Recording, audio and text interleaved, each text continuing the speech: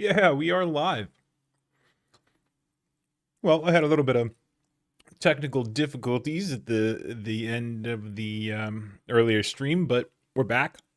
Just took a little break. Joe Biden, Kamala Harris went to the Tomb of the Unknown Soldier to lay a wreath. Now we are going back along the mall here, and it looks like, I'm kind of surprised that we're having this big of a parade. I didn't think there were going to be this many people, but there are. We'll see if Joe Biden gets out of the car. This will be interesting.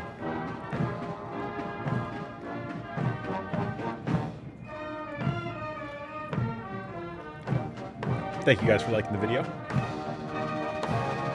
and watching. Appreciate you. I decided to get a little more patriotic with my backdrop here.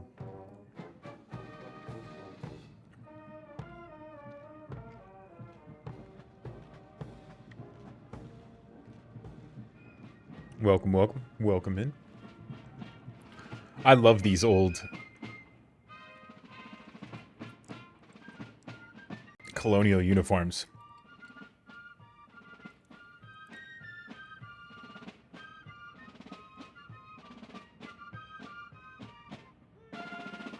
I'm trying to remember if I ever dressed up for something like that when I was younger. Let me know if you did in the chat. If you ever had to dress up for the revolutionary, as a revolutionary soldier, or Inauguration since John 1961.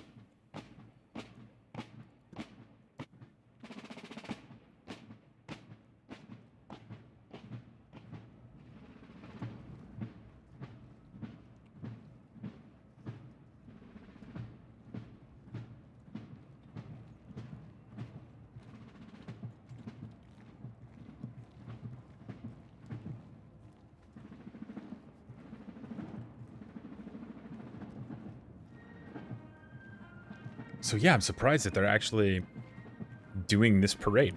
Kind of surprised, but the Capitol Hill siege isn't going to stop us. It's not going to hold us back.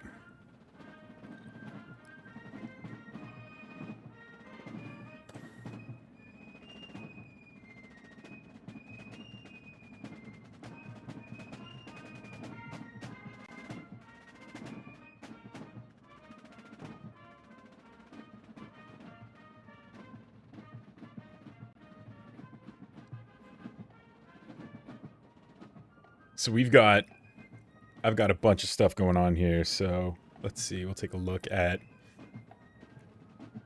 everybody's covering the beast, as you call it, walking down the road, driving down the road, but driving down a snail's pace. So we got the Biden stream, we got C-SPAN up, and we got YouTube TV up in case anything goes down. We're ready for it. Ready for whatever.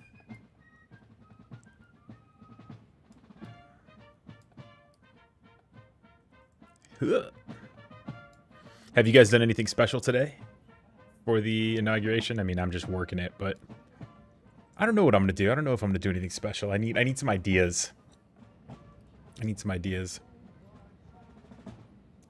I think we all recognize the next element of the parade. It's the presidential motorcade, carrying the man sworn. Well, those soldiers' clothes are more like revolutionary clothes, like, like 80 years before the Civ. What do you guys think of the backdrop? I went super patriotic. Hope you guys like it.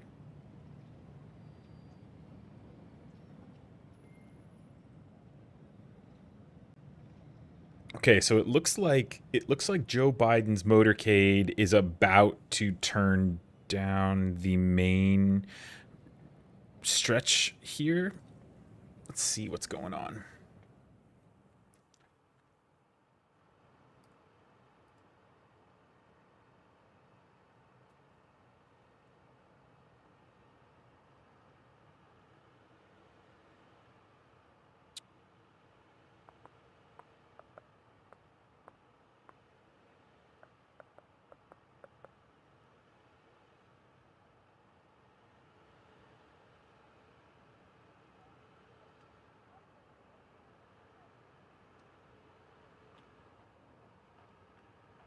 Now, I just want to reiterate, the background doesn't remind you of the Confederate flag, does it? But no, there was a moment there where I was, I looked at the revolutionary troops and I thought, oh, it's just that red, that really intense red.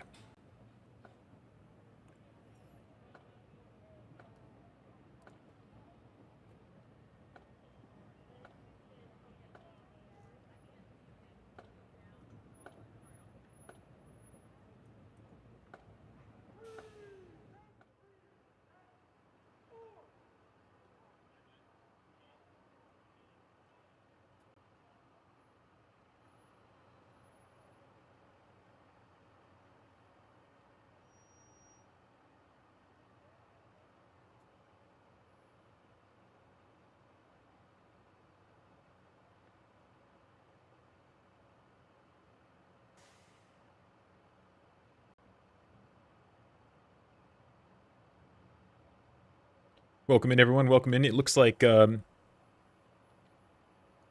motorcade is stopped right. They're about to make this turn down. It looks like the main street here. I'm not quite sure what building they're in front of. If you know, let me know in the comments. But we got multiple angles here. Got the motorcade from up close and personal. C-SPAN did have us at a different angle a little while ago. They're up close and personal too. Everybody's got the same angle. Check us out. Boop, boop, boop.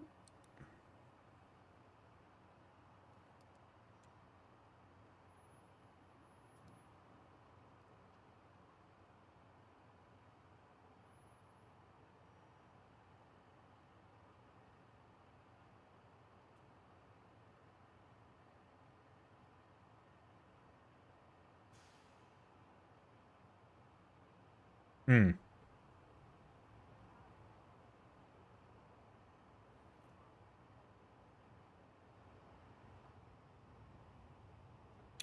So ACP, you think he's getting ready to get out?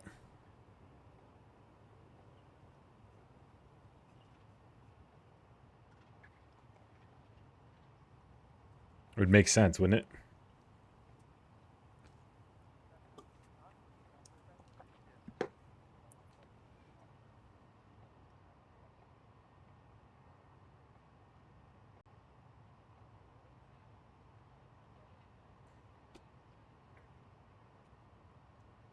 All right.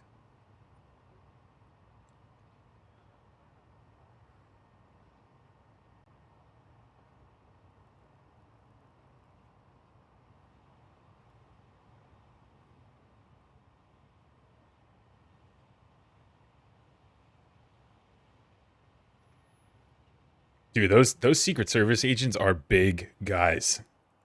I'm a big guy, and those guys are big guys. Especially that dude in the front.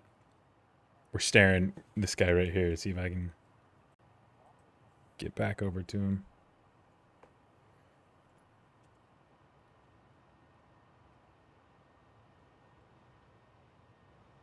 Yeah, that guy right there. Guy's a big boy.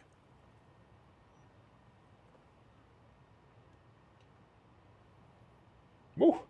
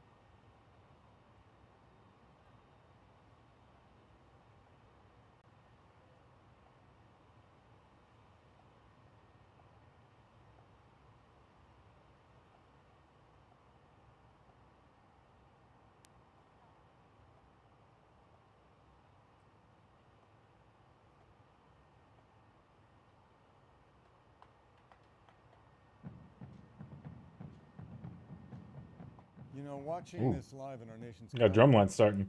seeing all those men and women in uniform is a reminder to all of us. I hate the idea of watching them stand around.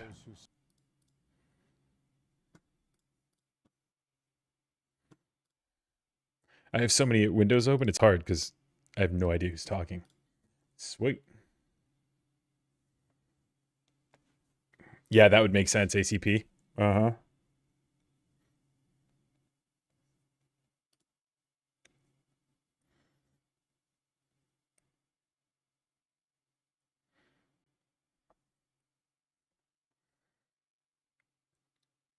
You're moving a little bit, looks like it, yep.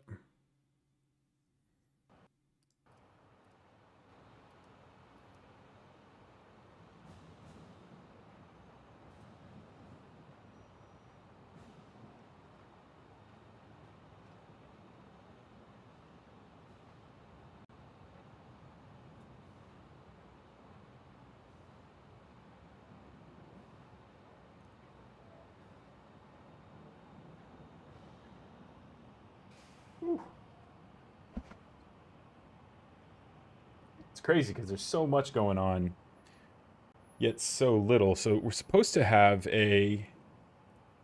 It's interesting. Joe Biden's press secretary is going to come out.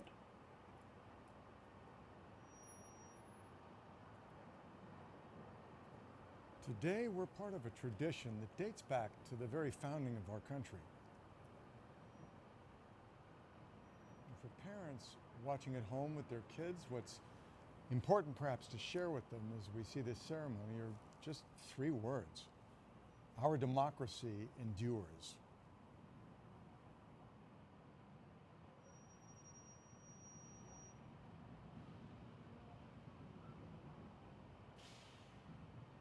Sweet. So yeah, I'm ready on the new White House page. Wow, the new YouTube page is crazy, you guys. On the White House, let's see. Yeah, everything is reset. Wow, here, let's check this out. See if you guys can see this in the page here. Hold on.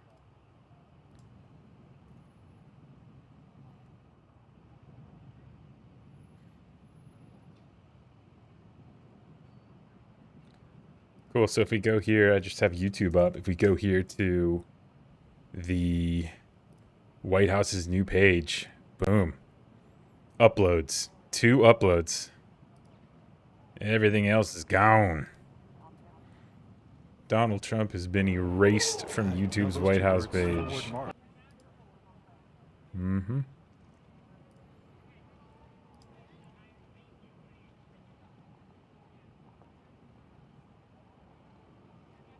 Sweet. So we are going to have this open. Okay, Biden's getting out, it looks like.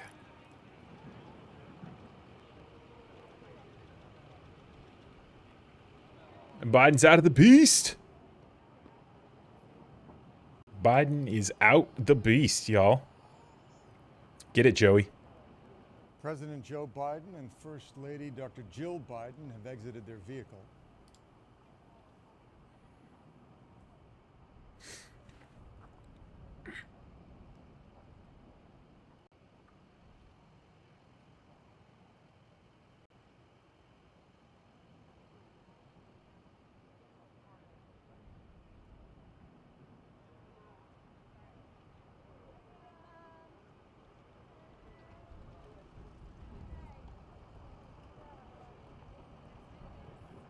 They are entering the north grounds of the White House towards the North Portico to make their first official entrance to the White House as President and First Lady of the United States of America.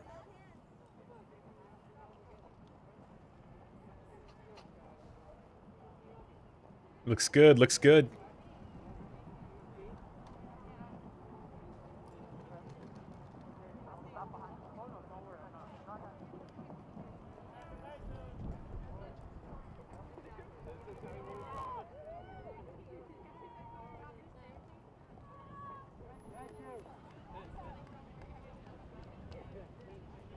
So the woman on the left there in the blue coat standing next to the the two kids. That's their mom, I think. I just started following her on Twitter.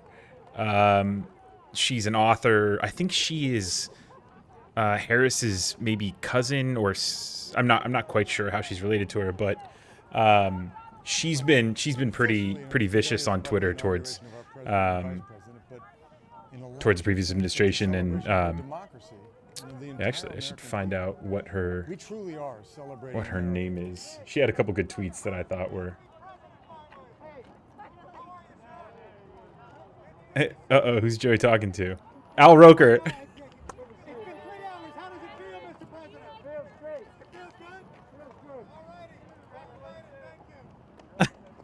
Al Roker. Is it Bridget? Yeah, you would. Yeah, okay. Let's see, man, I'm still trying to like get used to Twitter here and like figure it out. So let's see here. I think if I can just go.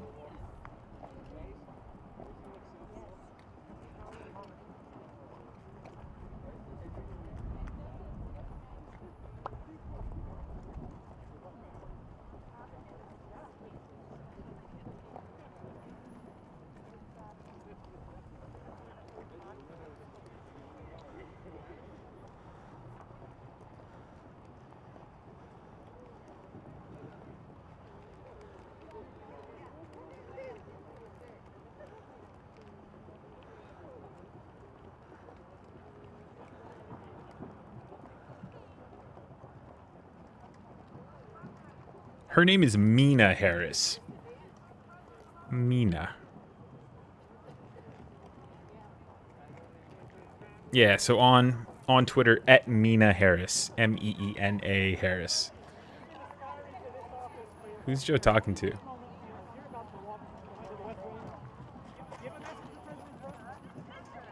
Did he just go up to him and then ignore him? What happened? What just happened right there?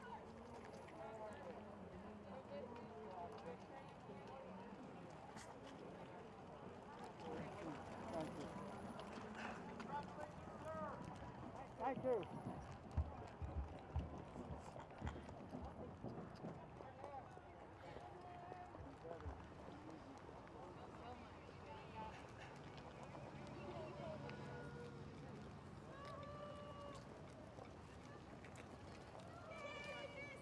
There it is. There it is. Looks awesome.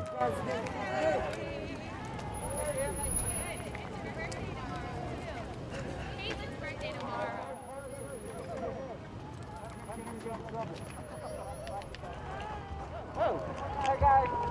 Love you. Love you guys. Love you. Woo-hoo. It's our family. Baby, how are you?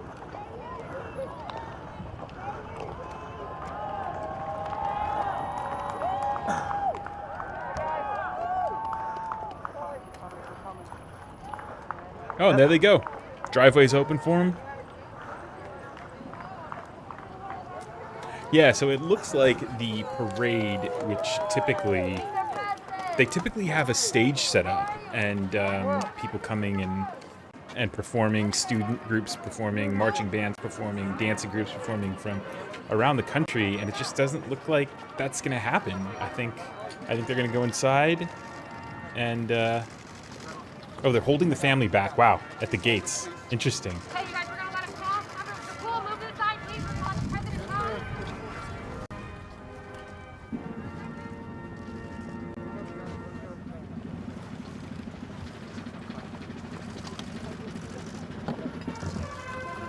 Cool, can you hold, please? He's gonna turn around. I'm just trying to get over.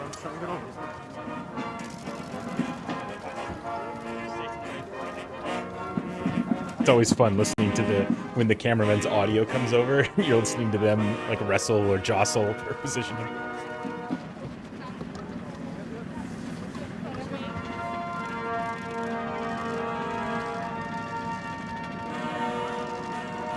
Okay, cool, let's go, cool. Now, interesting.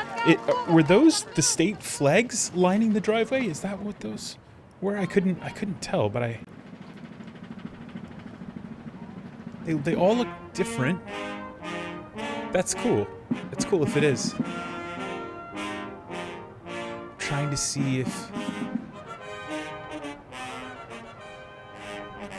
maybe service?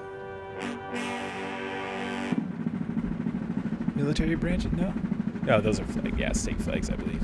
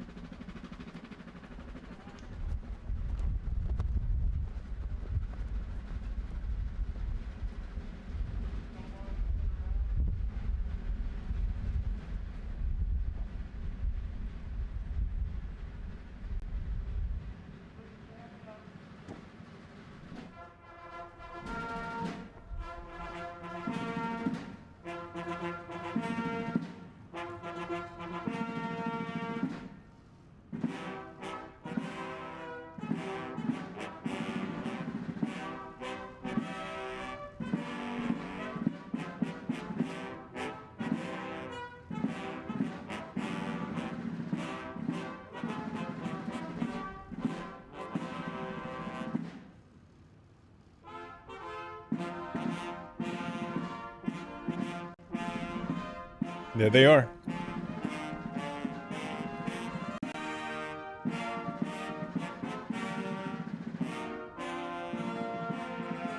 Joe said he's returning home.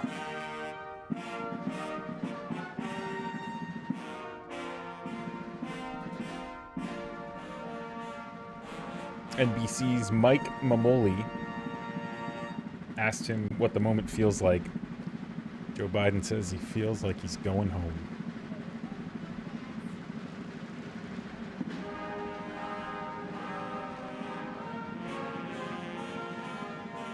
Amen, Bridget.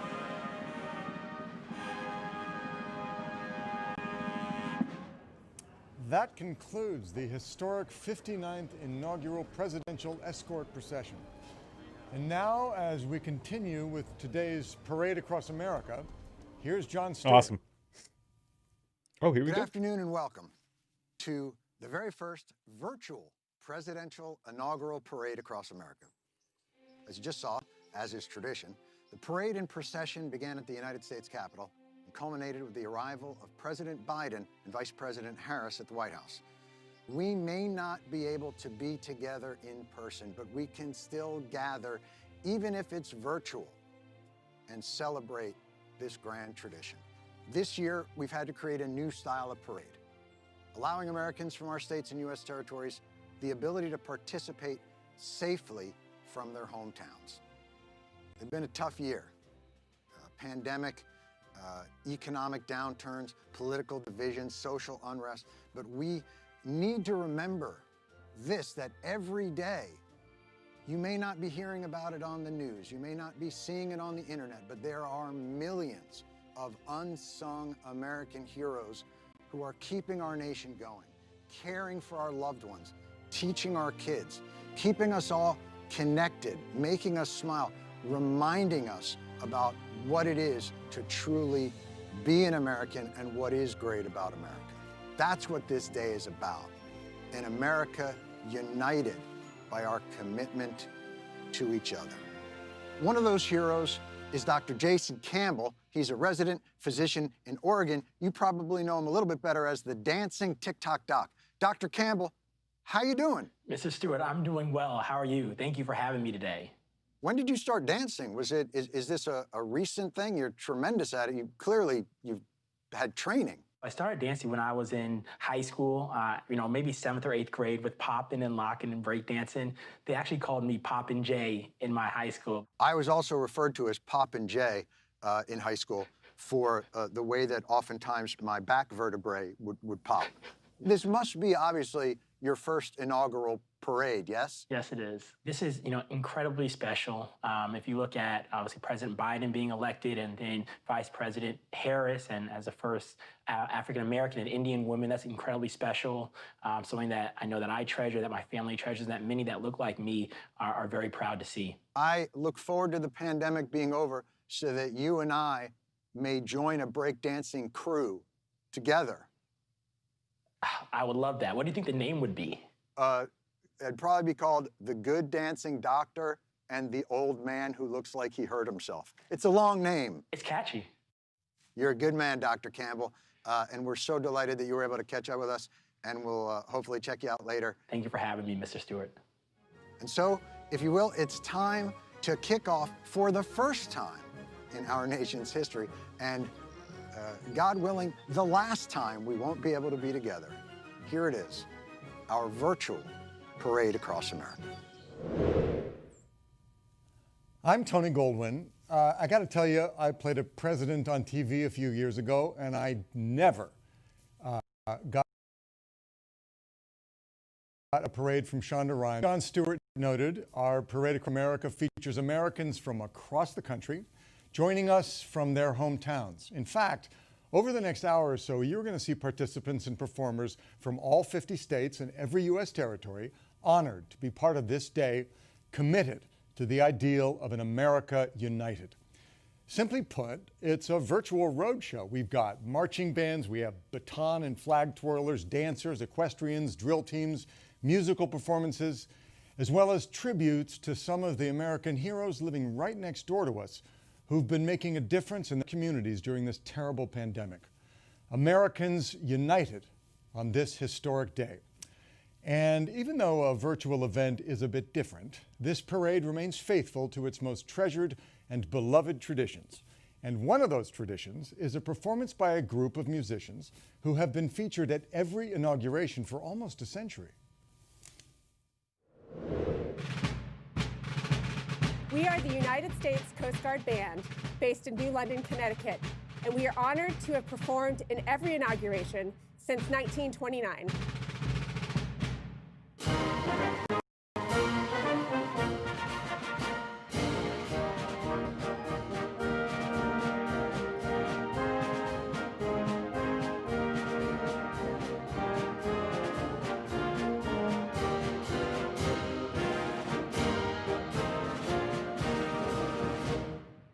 The Coast Guard Band is here today representing the United States Coast Guard and the Department of Homeland Security.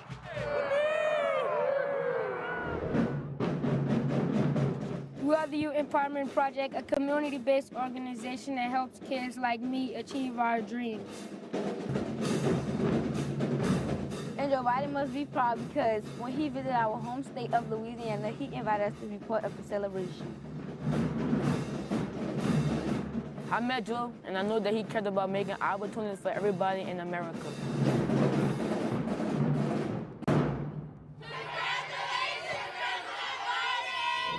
We're the Culver Academy's Black Horse Troop and Equestrians from Indiana, and this will be the 18th inaugural parade we're participating in, dating back to President Woodrow Wilson's first inauguration in 1913. Today, we have 71 members and 67 horses joining us.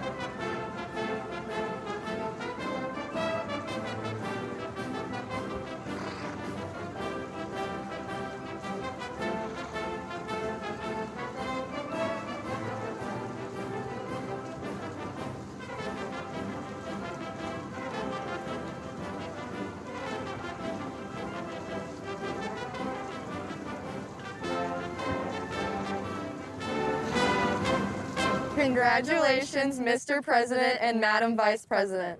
Hello, America. We are military-connected kids, and we go to a Department of Defense Education activity school in Italy. There are nearly 70,000 military-connected kids in 160 DoDEA schools around the world. DoDEA has schools in 11 countries, 7 states, and 2 territories. There are more than 50,000 of us overseas. Wherever our parents serve, we serve too. On behalf of all of us, we would like to say welcome aboard to our new Commander-in-Chief, President Biden, and Vice President Harris.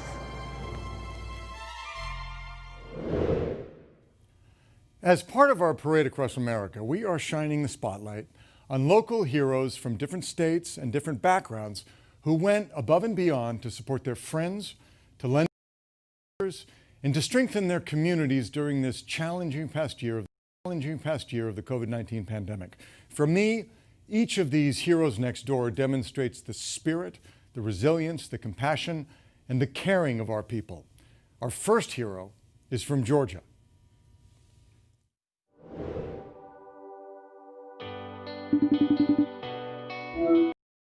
Hey, Jason, how you doing? Good. How about you, Mr. Bensdorf? My name is Jason Zigant. I'm in 7th grade, and I am 12 years old, and I've been playing the trumpet since 4th grade. My name is Karen Zagant, and Jason is my son.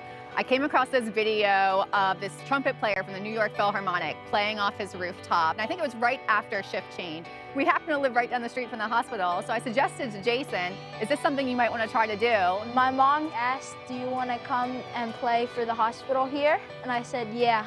And then we came back the next day. I wanted to come play at the hospital because I wanted to give the hospital workers and people a bit of joy at the end of their day. One of my favorite things from playing at the hospital was the ambulances driving by and flashing their lights, and also the people in the parking deck waving and saying, great job. It was really always his decision. That commitment that he showed to show up here 100 days just gives me this immense sense of pride as his mother. Doesn't matter how old you are, you can make your community better. When I first heard Jason's story, I knew I wanted to connect with him. Never in a million years did I think that whether it's in the concert hall or up here from rooftop to rooftop or New York to Atlanta, a seemingly small gesture would have such an impact and travel so far. It looks like you're over at the hospital where you've been playing trumpet for a while. Yeah, I am. Ever since I've seen you play there, I've always wanted to play a duet with you. What do you think? Should we do it? Yeah. Let's make it happen.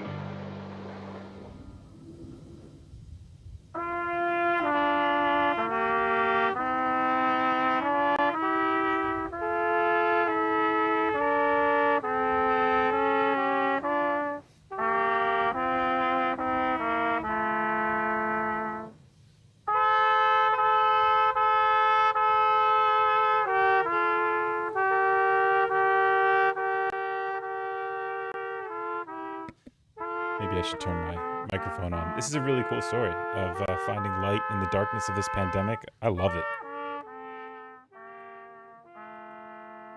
Good stuff, guys.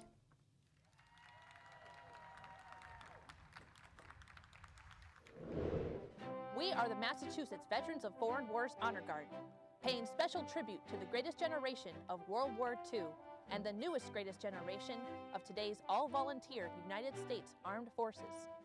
The freedom and opportunities we enjoy are thanks to their sacrifice. We salute our Commander-in-Chief, the 46th President of the United States, Joseph R. Biden.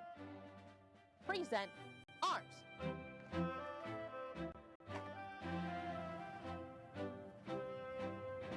We are proud to be part of the 2021 Parade Across America. Mark time. March.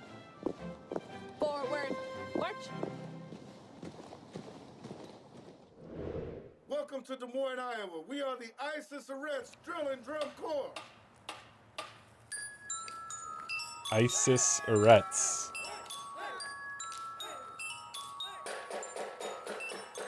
Oh, look how cold it is. Oh.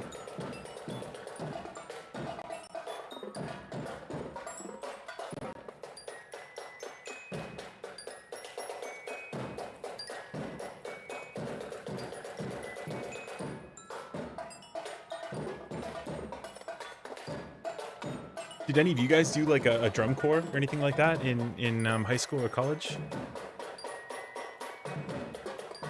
I have a pretty good rhythm. I would have loved to do drums, but I was playing sports all the time, and the band was always like a year-round thing. You know, it was like never stop. We had this really cool high school band. They actually went to the Australia Olympics way back when and performed at the Olympics. That was really cool.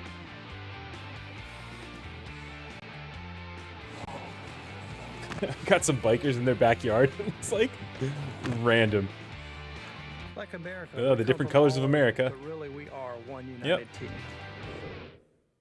There you go. Well, we're off to a great start, and we have a lot of excitement ahead with more music, different performers from across the country, shout-outs to our new president and vice president, and salutes to some more heroes next door. You know, every big parade has dancers and drill teams, right?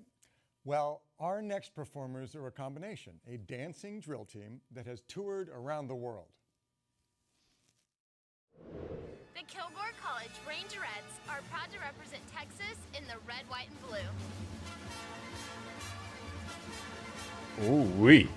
Look at these ladies.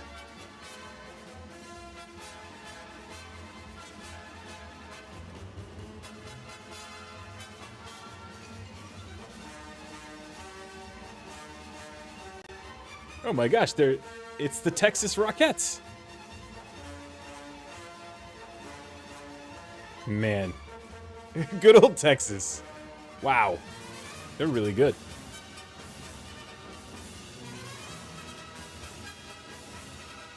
From Texas, we say this. Let's get united, America.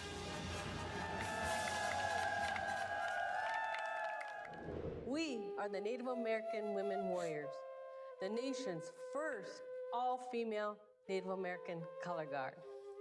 Our mission is to recognize women veterans that have served in our America's armed forces, especially those like us of Native descent. Yeah, they did, Bridget. We That are was here intense. today from across the country for this historic event. Congratulations, President Biden and Vice President Harris.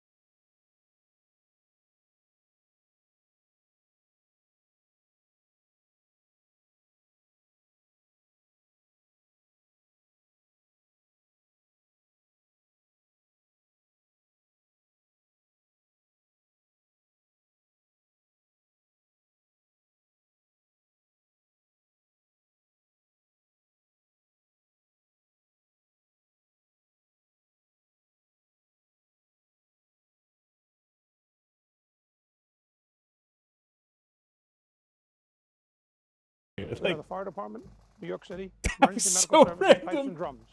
They're honored. It's to be cool. marching It's all in the good. parade across America. They all made videos of it, so they all went viral. And then, okay, that's what I was assuming. I was like, there's got to be some greater thread tying all these people together.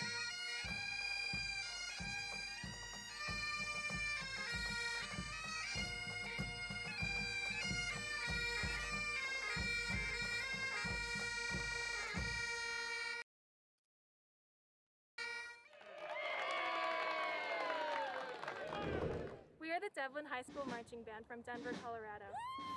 It is the honor of our lives to celebrate our democracy and the inauguration of our president.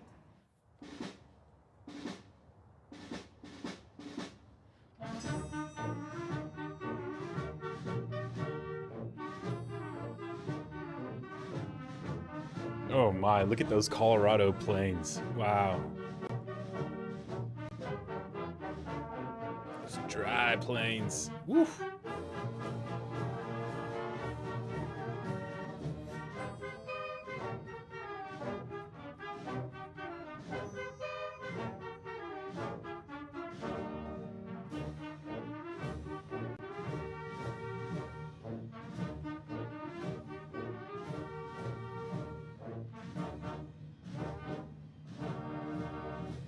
USA. Yeah? Ah, that's cool. Very cool.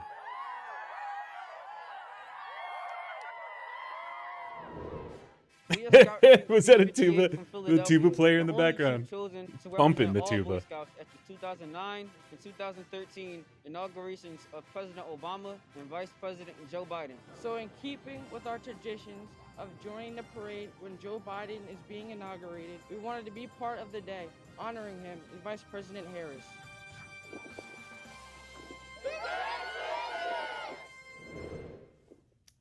Right now, we have a very special collaboration coming to us from two different locations. Overlooking the Black Lives Matter mural in Hollywood is Grammy nominee Andra Day, and she is joined by an amazing 10-year-old skater, Caitlin Saunders, who performed her routine in Black Lives Matter Plaza in Washington, D.C. Oh, this is going to be intense.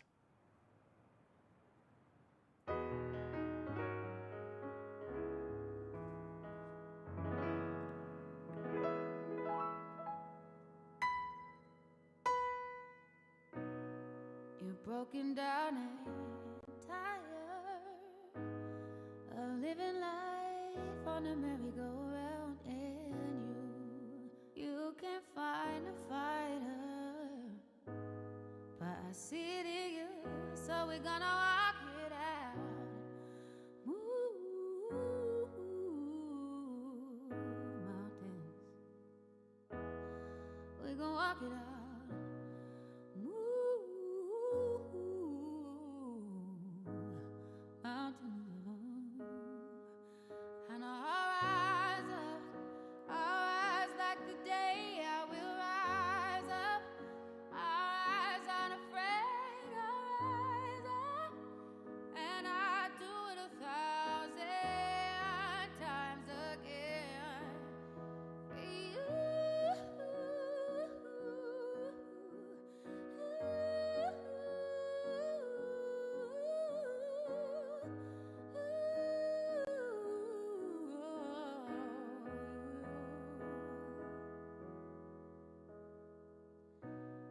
The silence isn't quiet, and it feels like it's getting harder to breathe. ACP, he is an actor. I can't remember his name, but he's an actor. This is beautiful, by the way. She does kind of look like Rihanna from the side, yeah. Kelly.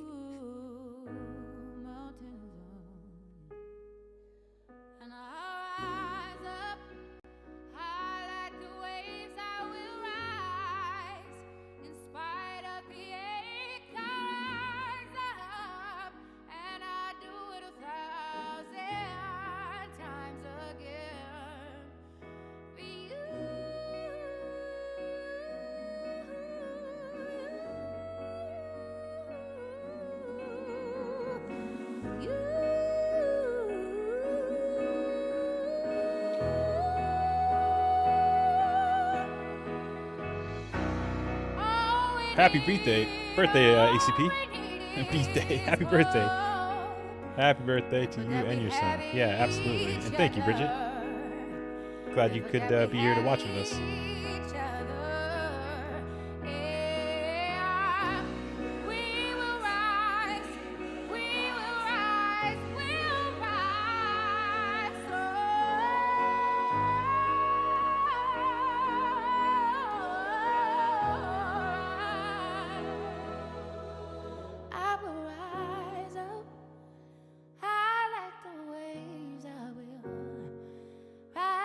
In spite of the ache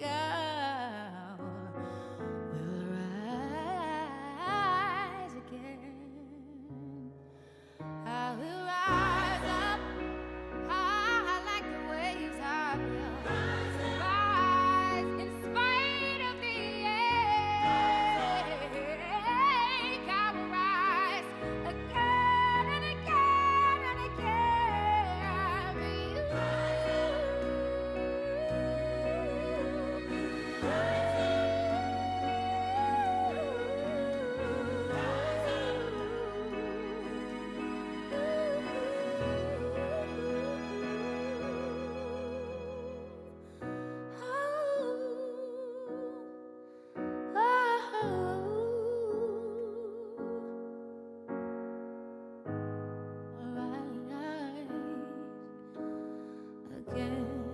No, I will rise.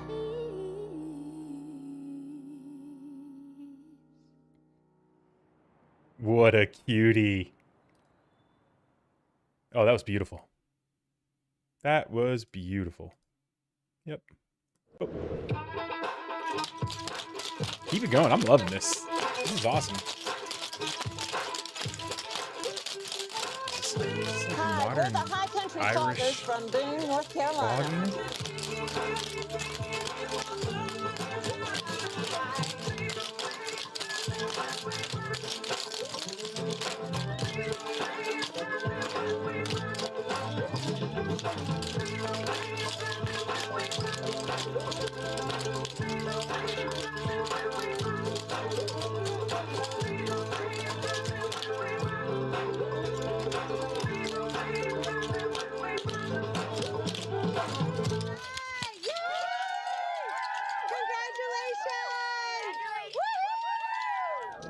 Put your mask on.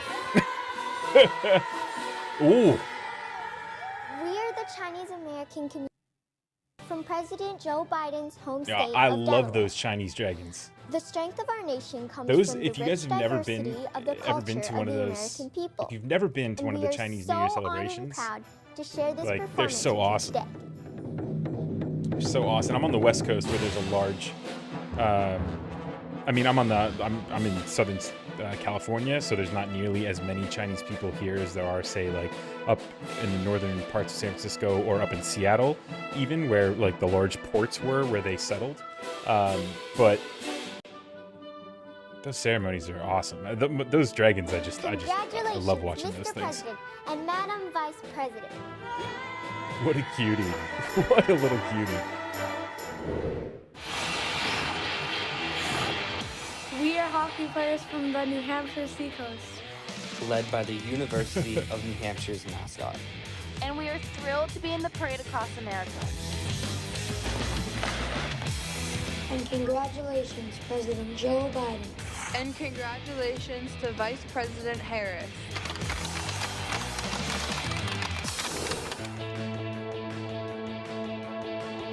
Cool.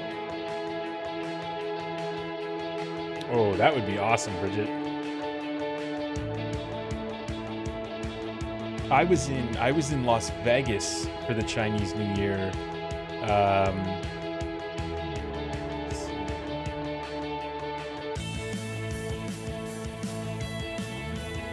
Yeah, that was earlier this February. That was right before all the lockdown went into place. My gosh, those were some that was crazy. amazing artists. Las Vegas was okay. Our crazy. second hero next door crazy is for the Chinese New a Year. fifth-generation Texan, a teacher who truly lives our Across America theme. To make her lessons come to life for her students, she took a road trip across America to show them the very places where historic moments happened. Here is Kathy Cluck.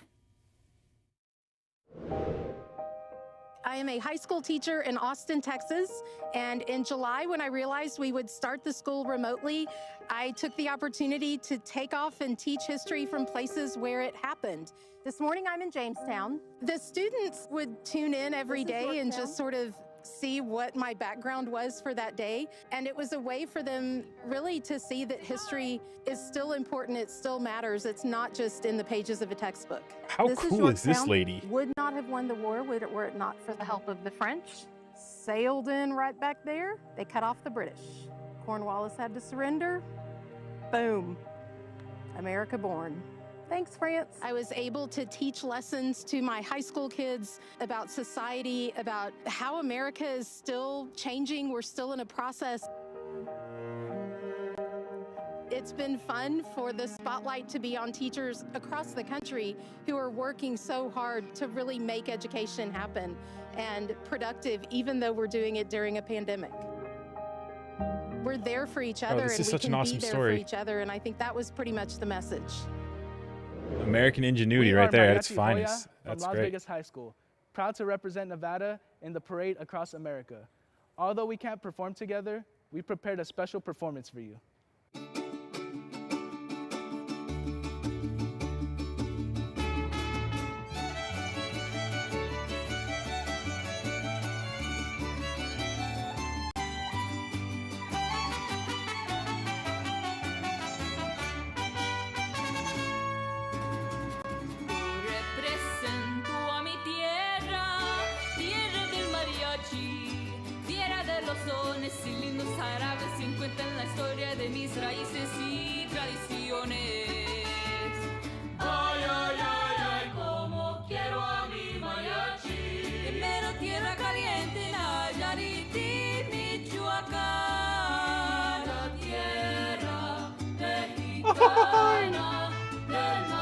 had to. I had to.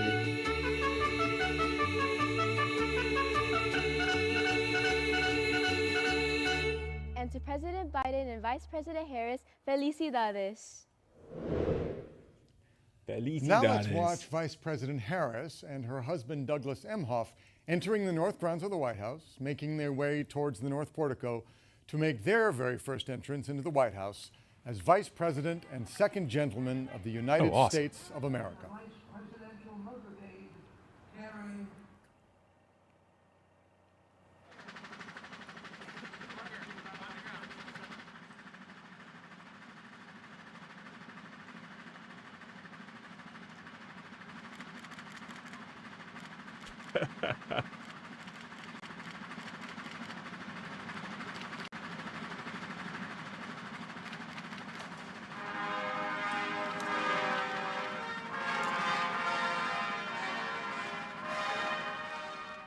Well, that was historic.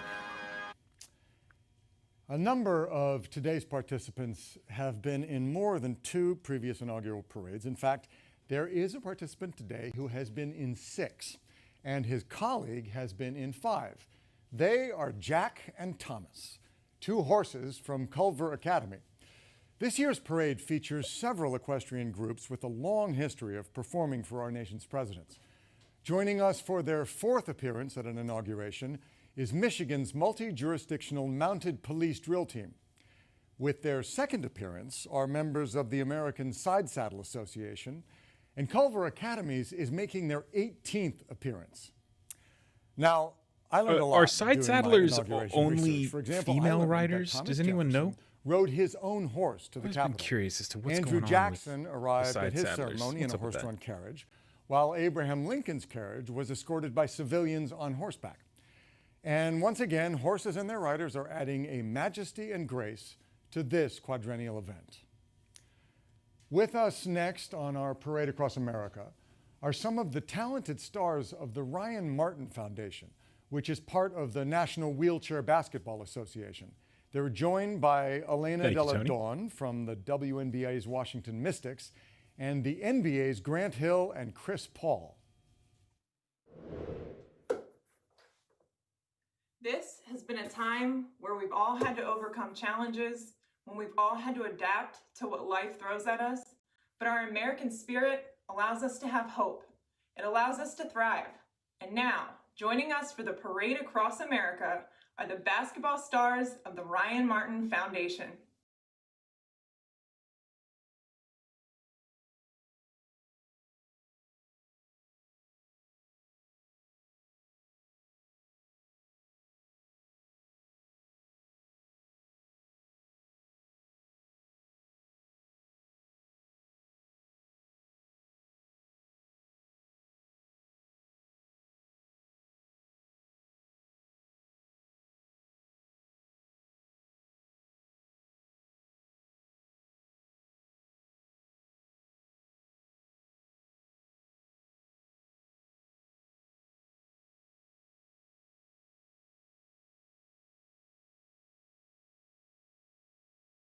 These wheelchairs look like they're specially designed for like sports and athletics.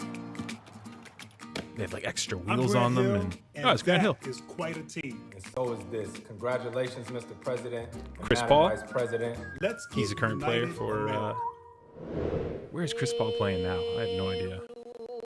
Aloha. He's been traded around quite a bit over the All past few we years. are sharing with you is about the inspiration, the beginning, and the growth of the future.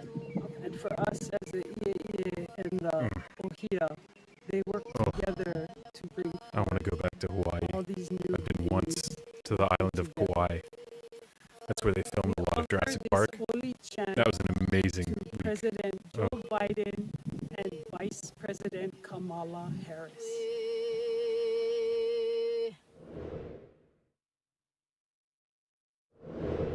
I'm where'd you Paula go, man? Davis from the state of Maryland, representing all the families of our nation's fallen heroes at TAPS, the Tragedy Assistance Program for Survivors.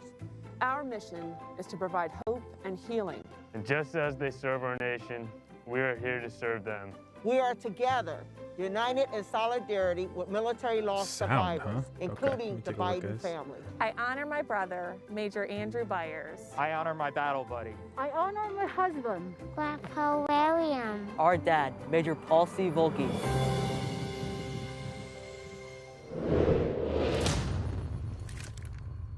I'm Captain Isaac Seals. We are the United States Marine Corps Silent Drill Platoon.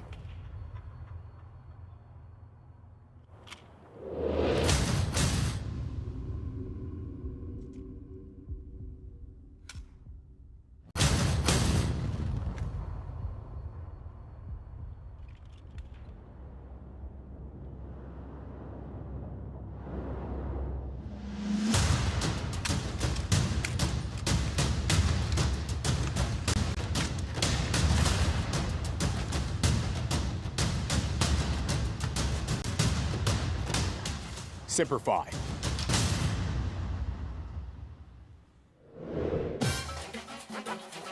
We are here to represent Puerto Rico. Nice. Ah, Puerto Rico. Hell, there we go.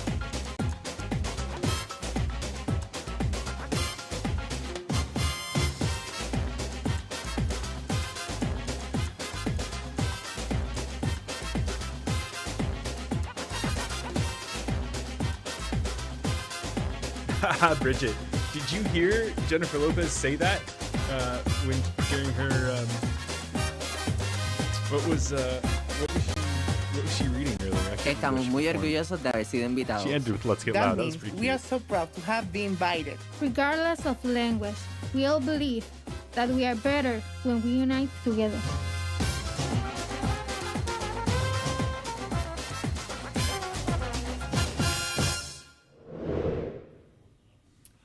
Earlier in our parade, my friend Jon Stewart got to spend a few minutes with an American hero who brought joy and comfort to those who needed it this past year. Christopher I Titus. loved watching his videos, and if I'm lucky, someday soon he will teach me how to dance. So let's spend some time with a truly amazing doctor. Hi, I'm Jason Campbell, a resident physician in Portland, Oregon. You might better know me as the TikTok Doc.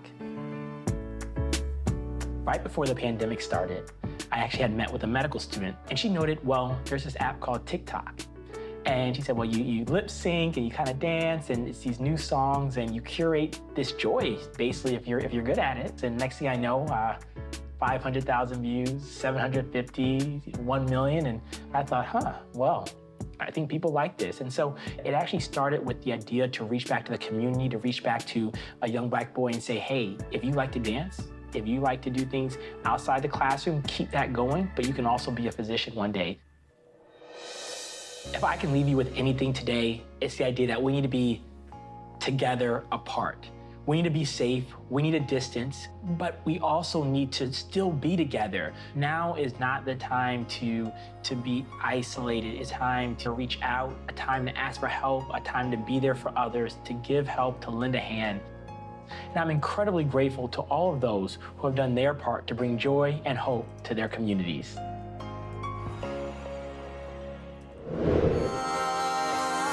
I do my head talk, check my nails. Baby, how you feeling? Head talk, check my nails. Baby, how you feeling? No punches that to roll with. You got to keep it focused. You wanna say so.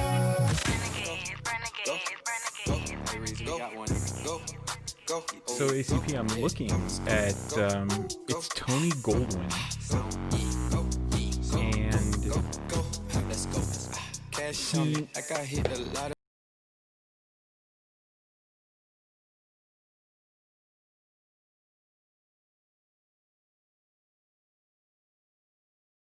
yeah, the Oliver Stone Nixon film. We're the Teenage Flag Twirlers, proud to represent New Jersey. We are inspired by women like Kamala Harris who break barriers. That was why in the beginning he said that he's played. No, he said he We're played the united president before. in support of the Yeah, see, he promise. played Richard Nixon's brother. Coming to you from the Wind River Indian Reservation, These are the Northern Arapaho and Eastern Shoshone dancers.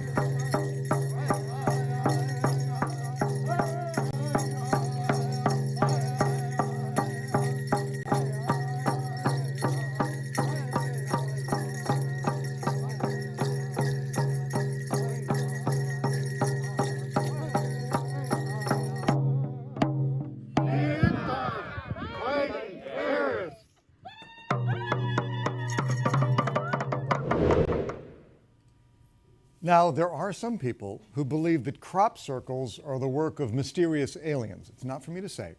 But I do know that the crop designs we are about to showcase are the work of some extraordinary artists from right here on planet Earth. In the past, the Earthworks Art Crop Circle project has created images of President Biden, Vice President Harris, and the late Congressman John Lewis. So let's head to Kansas to take a look at what Stan Hurd and team have created for us today.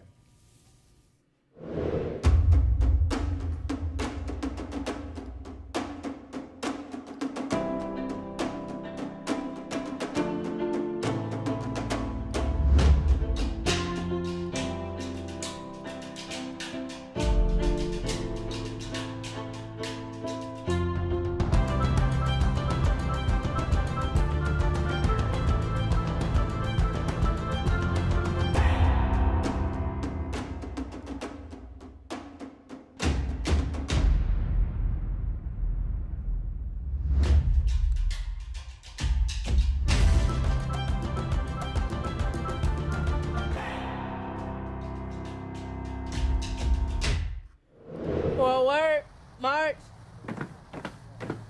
Stop your left and drag your right.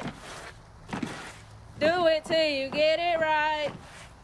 We're the Flying Lady Tigers, dedicated to serving our community and nation. Proud to be celebrating America. Sound of U.S. Sound of Air Force. Break down now. U.S. Air Force. U.S. Air Force.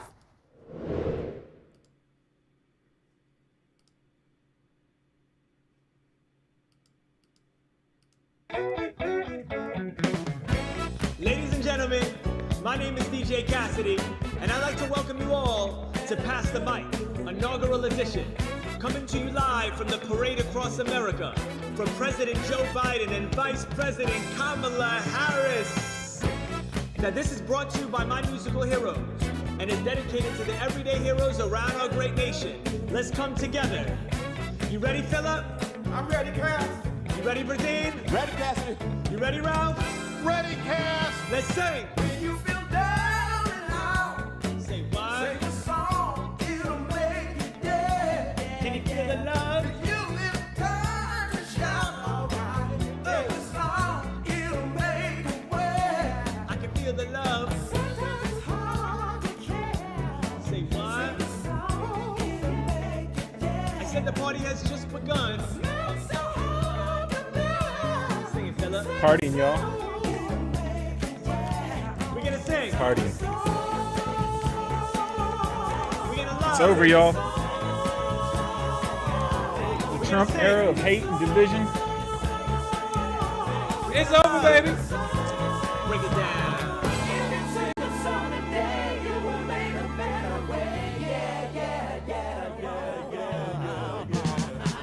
Oh! Hey, Niall. Hey, Kaz, what's up? Feels like we're coming together, right? Got it, my brother. Now this right here is a celebration. A celebration of our democracy, our resilience, and our spirit. A celebration of the everyday heroes who make our nation great.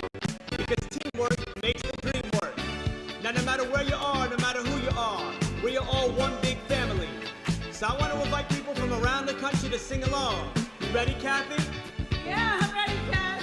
Here we go, let's sing. We are family. Around the country ride. I got all my sisters with me. Let's come together now. We are family. And sing it with me, right? Get up, everybody, and sing. A little louder now. We are family. Around the country ride. I got all my sisters with me. Let's come together. That's the kind of backdrops I need. I need like all like gold furniture and gold plated stuff. You look so beautiful out there.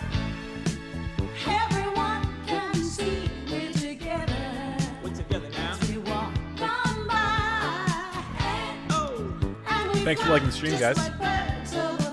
Thanks for hanging out and subscribing. Claudia Bessa, new subscriber. Welcome, Claudia. I want to hear you sing. It was my singing, wasn't it, Claudia? Sing it loud and proud. We're giving love in a family day. Let's go, let's go. We are family. Sing it to me. I got all my sisters with me. Sing it to me. We are family. I can hear Here we go. There we go. Now I want to thank the Washington Chorus, the Triumph Baptist Church Choir, the Trans Chorus of Los Angeles, and so many other amazing Americans for singing along. Naya Rogers, Kathy Sledge, and Virgin White, Ralph Johnson, and Philip Bailey of Earth, Wind, and Fire! My name is DJ Cassidy, and this is Pass the Mic. From my musical heroes to the everyday heroes around We the need country. to have more to musical, President Biden and Vice President Harris. One love. little share breakdowns love, like this. spread Like love. every 20 minutes, we need to have like a musical breakdown.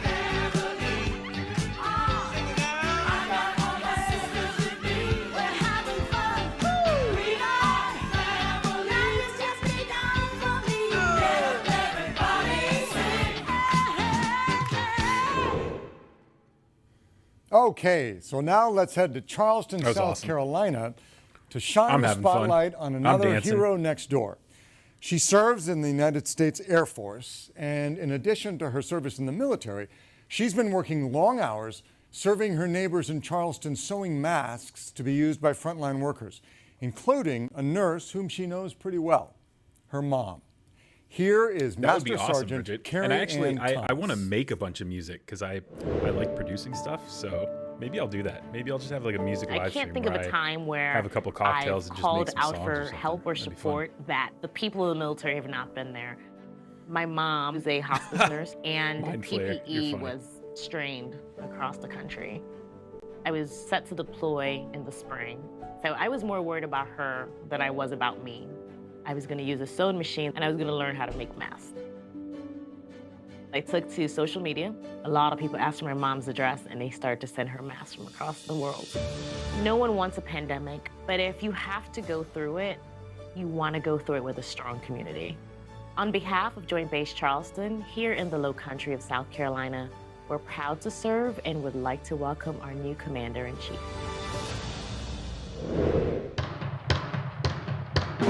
From Springfield, Ohio, we are the Kent Ridge Marching Cougar Band, proud to represent Ohio in the parade across America.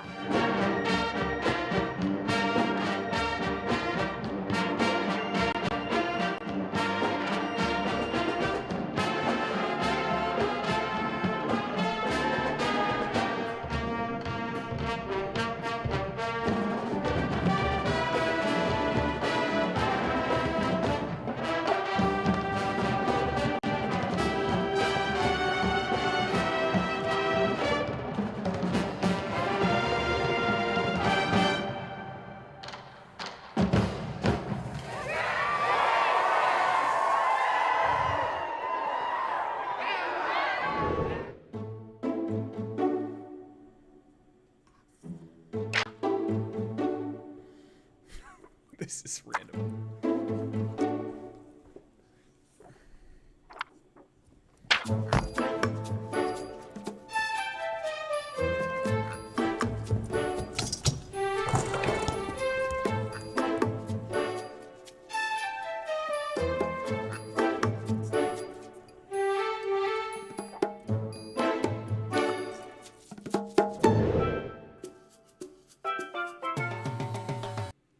Greetings from the Virgin Islands of the United States.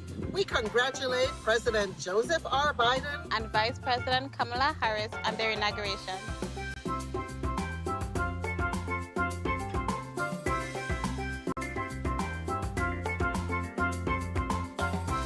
So I added Sending a our best wishes fundraiser, to the which I don't administration usually do with and our my great nation. founded on the principles of life, live streams, but I have liberty, a donating equality, to the Center for and Policing justice Equity. for all. If you guys want to donate. Okay, as soon as it's safe, that's where I'm going on my next vacation. Our final Hero Next Door tribute is to an extraordinary woman from Idaho. She and her friends are part of a community service musical comedy performance group called the Red Hot Mamas. They range in age from 30 to over 80. They are strong, they bring joy through dance, they triumph over the challenges of life, and they've joined together to entertain their neighbors and all of us. My name is Mickey Stevens, and I am the originator and director of a fabulous like group a ball of energy. called the Red Hot Mamas. The Red Hot Mamas are a musical comedy entertainment group focusing on community service. We are dedicated to the exploitation of merriment and the enhancement of the ridiculous. As for me, I have I don't know what I had said, a ACP. medically incurable form of non-Hodgkin's lymphoma called follicular lymphoma. So I've been in and out of treatments for 10 years. I just will not quit. So being challenged like that has made me more sensitive. She's gonna break my heart. And I flat out want to bring joy. Gotcha. The most rewarding thing we did during this COVID time is we performed parades and shows outside assisted living homes, singing, dancing, and hooting and hollering. One lady yelled, "You are just what we needed around here. Come on back, come on back." Shine on, no matter what, no matter how. All right, I'm not gonna cry on this stream. I'm not gonna do it. So sorry, woman battling Hodgkin's lymphoma. I can't cry. I can't cry. I can't do it. I wish her all the best. So, yeah, so the fundraiser that I put on, sorry, let me up my mic a little bit and also turn this guy down a little bit. So I just, I can attach different donations to the live stream. So I attached the Center for Policing Equity is raising money for their stand in solidarity against racial injustice. So that's above the chat box, and yeah, so donate to that. This guy's awesome, Greg Alexander. And I've been looking forward to this so much because I love this song and I love this album. Joe, Kamala, this one's for you. Wake up, kids, we got the dreamer's disease. Age 14, they got you down on your knees. So polite, but busy still saying please. But when the night is falling, you cannot find the light. You feel your dreams are dying all the time. You got the music in you. Don't let go. You got the music in you. What that's left, the swell is gonna go through. Don't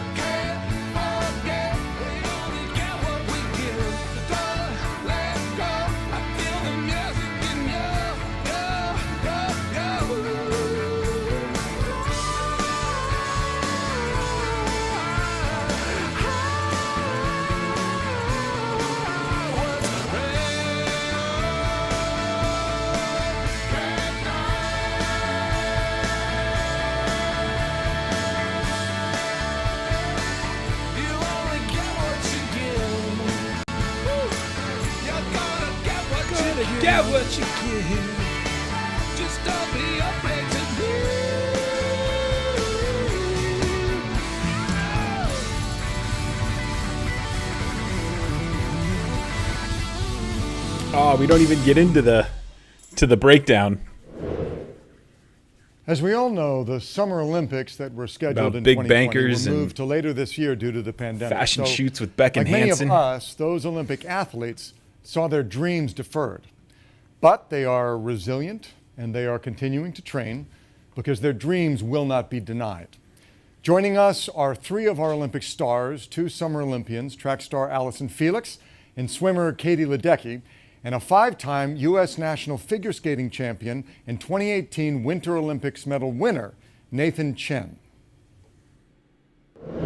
Like this That's a inaugural, lot of Olympians. The Olympics is an every 4-year event, an event that connects and unites Americans. No matter who you are or where you're from. We are honored to be here today as athletes who are resilient and strong, just like the nation and people we represent. Let's unite America. Let's unite America.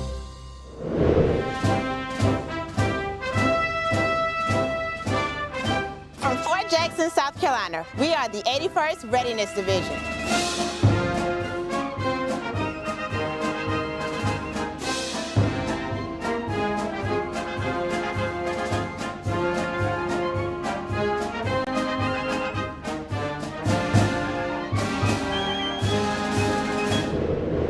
We are the South Shore Drill Team and Performing Arts in Illinois, an entertainment group with the focus on education.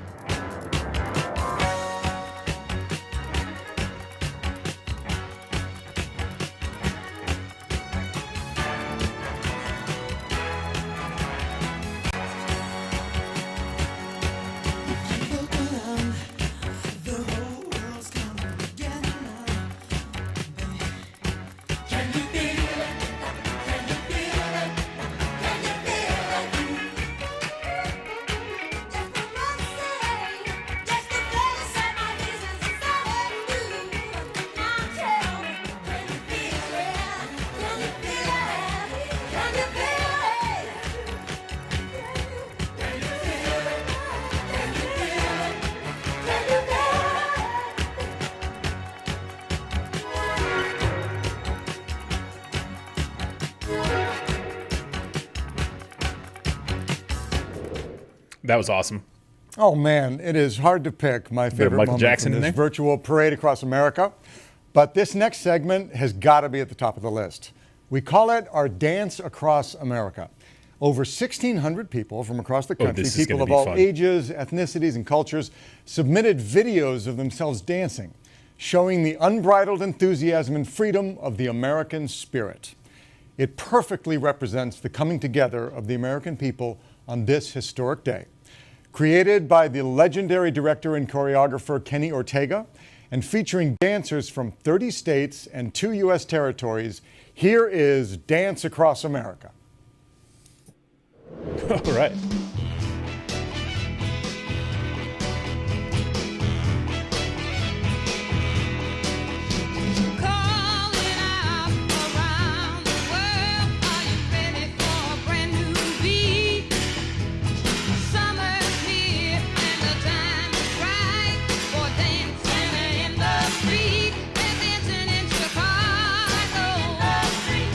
Oh, that's my bridge. San Diego Bridge, y'all. Ride my bike over that all the time.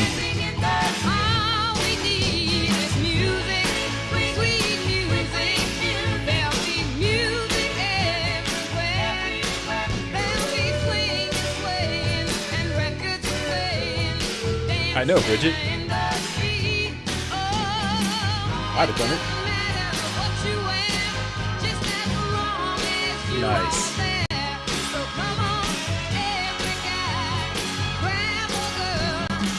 Honestly, there are so many cooler places to film in San Diego than that bridge, but that's okay. That's cool. No big deal.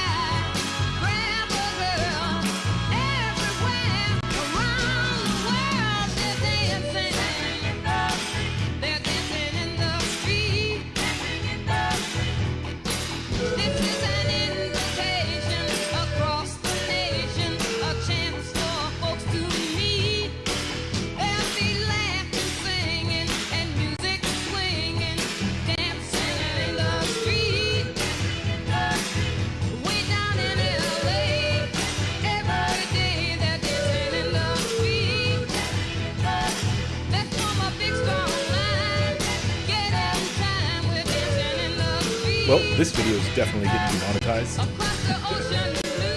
But well worth As we've it. seen throughout Well today's worth it. celebration in communities large and small, the American spirit in all its glory remains alive and well in our people. A hopeful reminder as we commit ourselves to our goal of an America united. Later tonight, our America United celebration will continue, so make sure to watch what promises to be another historic moment in a day full of them. On behalf of President Biden, Vice President Harris, the Presidential Inaugural Committee, today's performers and participants, thank you for being part of this country's 59th inaugural parade, the Parade Across America. Well, that was pretty freaking fun. Needed something like that on a day like today. I've been anxious, you know, not really sure what's going to happen. But it's been a smooth day. It's been a peaceful day. It's been a day that reminds us and gives us hope, which is huge. Do you guys remember watching Donald Trump be inaugurated?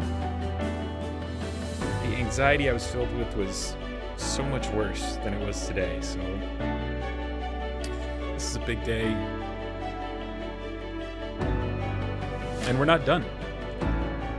Not done. Joe Biden has a press briefing scheduled. Not he himself, but his press secretary. That's going to be at 4. That's in a couple hours. I'm going to be live streaming for that. It seems like we're kind of getting a break in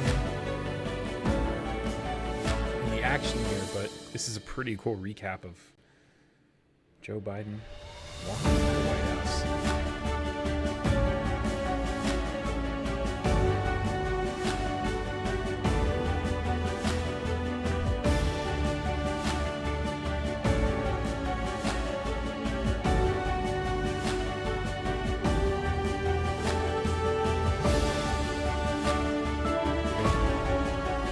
So, you know, as we wrap up the coverage of the parade, you know, Bridget already started saying she loved Gaga. What was your guys' favorite moment?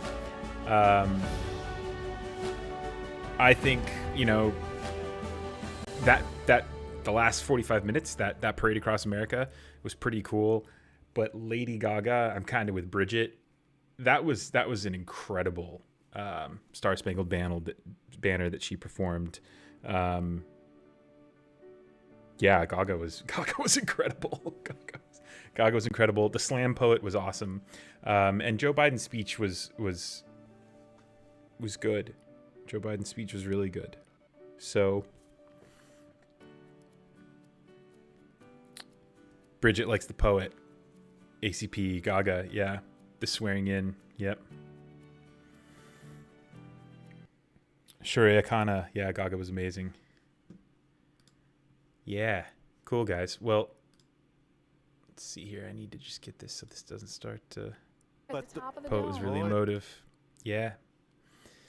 Yeah, and this is just, wow, 7 hours of coverage. Yeah, we've been going pretty much all day, and we're not going to stop either. We're gonna keep this thing going. Let's see what time is it now? It's 2 o'clock. We still have 2 hours until the press briefing. Now I'll do a quick peek on. We'll go to. Let's see what CNN has for us. Can I get here? Yeah, let's go real quick. We'll see what we got. Boom. Okay, here's CNN.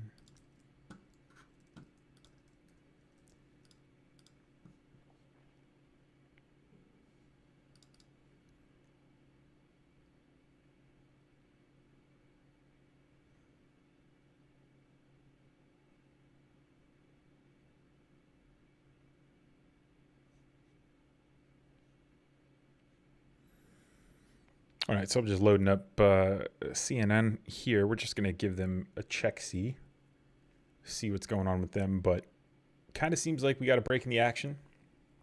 And what's going to happen is, yeah, the talking heads are out. Cool. So what I'm going to do is I'll end this stream. And then I will come back. Here, actually, let's see. Do we have live? Let's see if we can get the Senate webcast in, because it looks like Harris is on the floor of the Senate swearing senators in. Is that what's happening?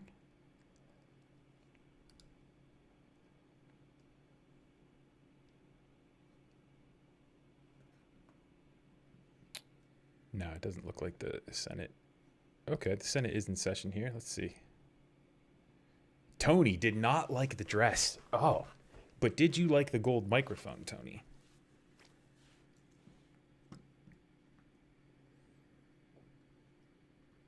Okay, so it looks like we have Leahy as the... Proceed to the measure. Let's see. I ask unanimous consent the resolution be agreed to, and the motion to reconsider be considered made and laid upon the table with no intervening action or debate.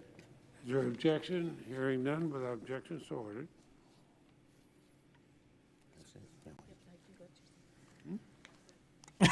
You guys hated the dress. Oh, man. Mr. President. Majority Leader. Mr. President, I need to catch my breath, so much is happening.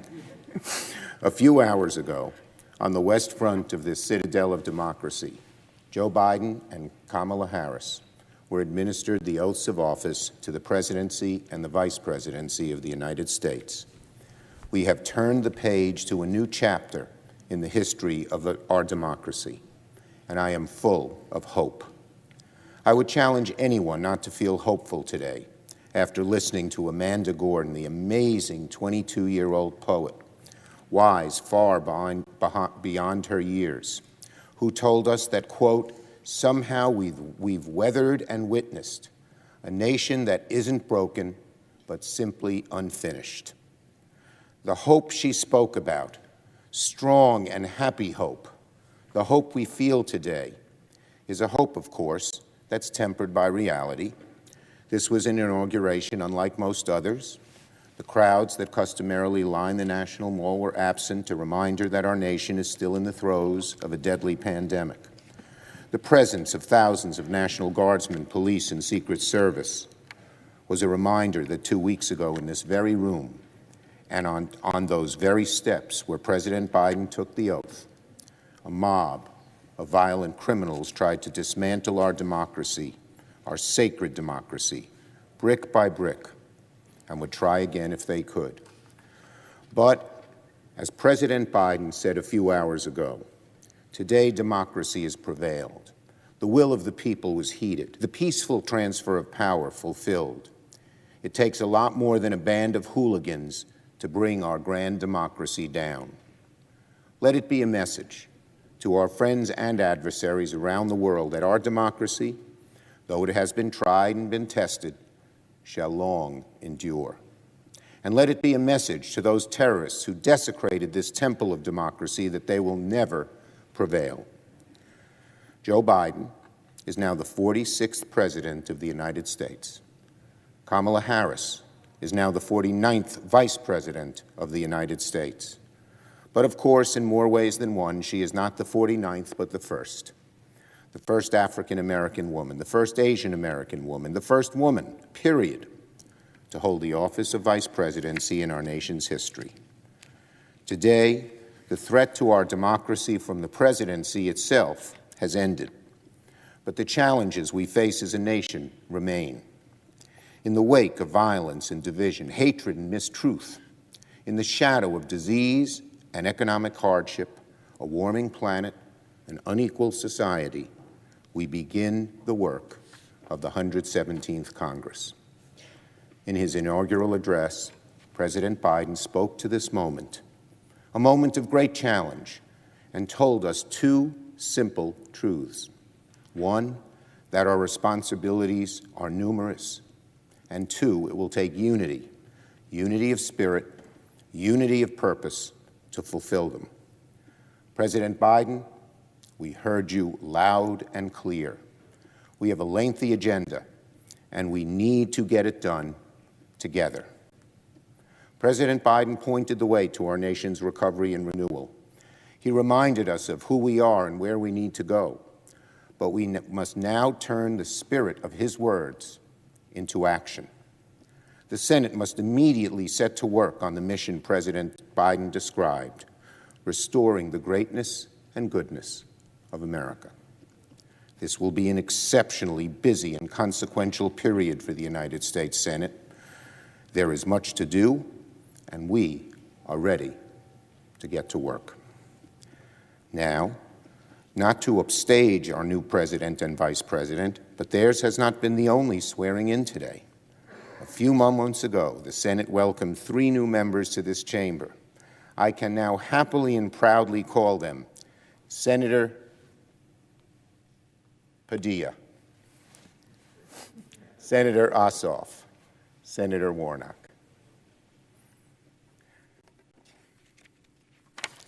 They join Senators Kelly, Hickenlooper, and Lujan as part of a 6-member class of Democratic senators and a new Democratic Senate majority. I mentioned the historic nature of Vice President Harris's ascendance, but let's not forget that her successor, Alex Padilla, is the first Latino senator to represent California, that Raphael Warnock, born while Georgia was represented in this chamber by 2 staunch segregationists, is now the first African-American senator Georgia has ever elected, and that John Ossoff is the first Jewish senator from his state, sworn in today on a book of Hebrew scripture once owned by the rabbi who decades ago formed a bond between the Jewish and African-American communities of Georgia. As President Biden said in his inaugural address, "Don't tell me things can't change." With the swearing in of these 3 senators, the Senate will turn to Democratic control, for which I deeply thank my colleagues. We'll turn to Democratic control under the first New York-born majority leader in American history, a kid from Brooklyn, the son of an exterminator and a housewife, a descendant of victims of the Holocaust. That I should be the leader of this new Senate majority is an awesome responsibility, awesome in the biblical sense, as the angels that trembled in awe before God. Today, I feel the full weight of that responsibility, a sense of reverence, of awe at the trust placed in me. I intend to honor that trust with all of my energy and with joy. And as the majority changes in the Senate will do business differently. The Senate will address the challenges our country faces head-on and without delay, not with timid solutions, but with boldness and with courage. The Senate will tackle the perils of the moment, a once-in-a-generation health and economic crisis, and it will strive to make progress on generations-long struggle for racial justice, economic justice, equality of opportunity, and equality under the law. And make no mistake, the Senate will forcefully, consistently, and urgently address the greatest threat to this country and to our planet, climate change. This Senate will legislate. It will be active, responsive, energetic, and bold. And to my Republican colleagues, when and where we can, the Democratic majority will strive to make this important work bipartisan. The Senate works best when we work together. We have no choice. The challenges we face are great. The divisions in the country are real. We have no choice but to try to work together every day to reward the faith the American people have placed in us. So let us begin. I yield the floor.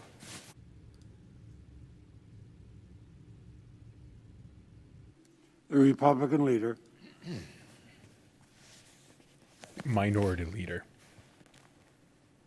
Mr. President, today, before the American people and the world, the peaceful transfer of power that has helped define our nation for more than 230 years was carried out.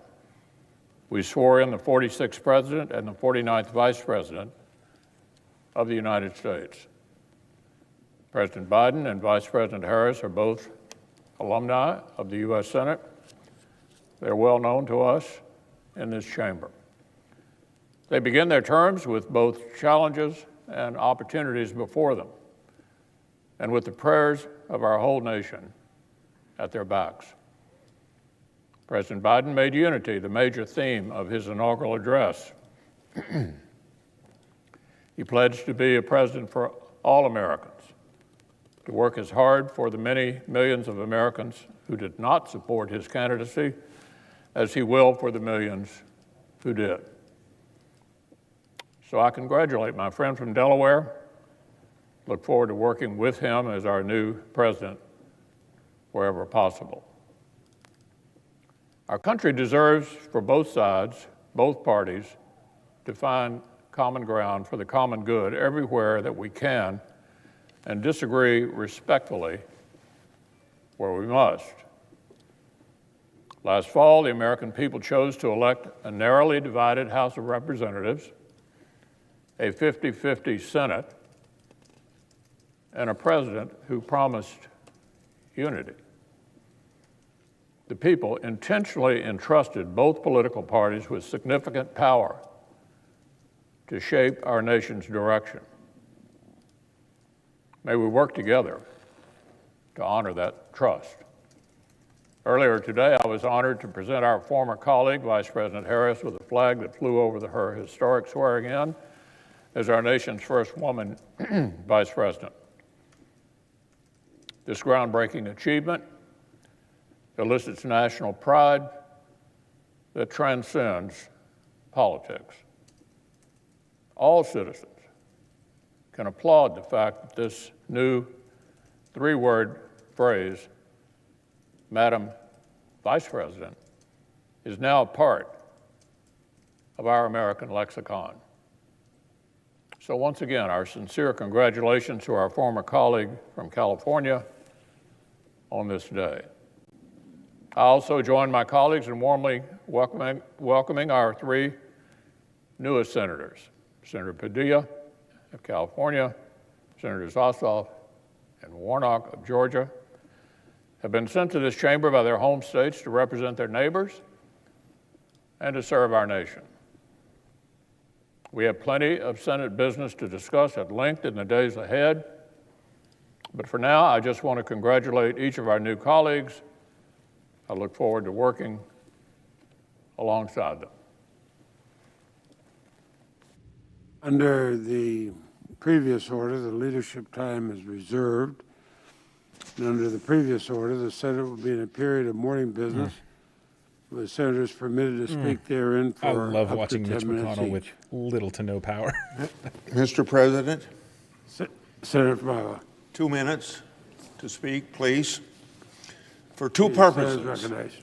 One, to congratulate my friend Patrick Leahy for once again assuming the position of President Pro Tem after 6 years of absence, I believe, and also to express my working relationship with him in the 40 years that he and I have served together in the United States Senate. But also to the Fourth Estate, because we always read about rancor on television, radio, and print. They never speak about how senators get along. We've seen a peaceful transfer of leadership position in the United States Senate from a senator from Kentucky to a senator in New York. Now for the second purpose of rising, because most of my colleagues don't know when there's nobody on the Senate, and I open the Senate up for prayer and for the Pledge of Allegiance. I usually give a 1-minute speech, and I'd like to give my last 1-minute speech as President Pro Tem, not saying I won't take advantage of that opportunity when nobody else is around as well. 4 years ago, our nation's capital was full of people who had come to celebrate a new president's inauguration, and it was full of people who came to protest the winner of that election. This Biden inauguration was different in that respect. But this year, just like 4 years ago, there are Americans who questioned the election outcome and did not want the inauguration to proceed.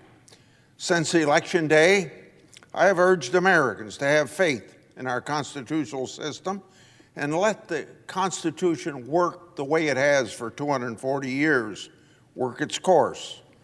Today was the culmination of that process. Like 4 years ago, I know that many Americans are not happy with how it turned out.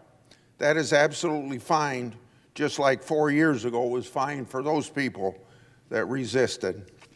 In our country, nobody is obliged to like or support a president, but hopefully people will really respect the office of the presidency, regardless who holds it.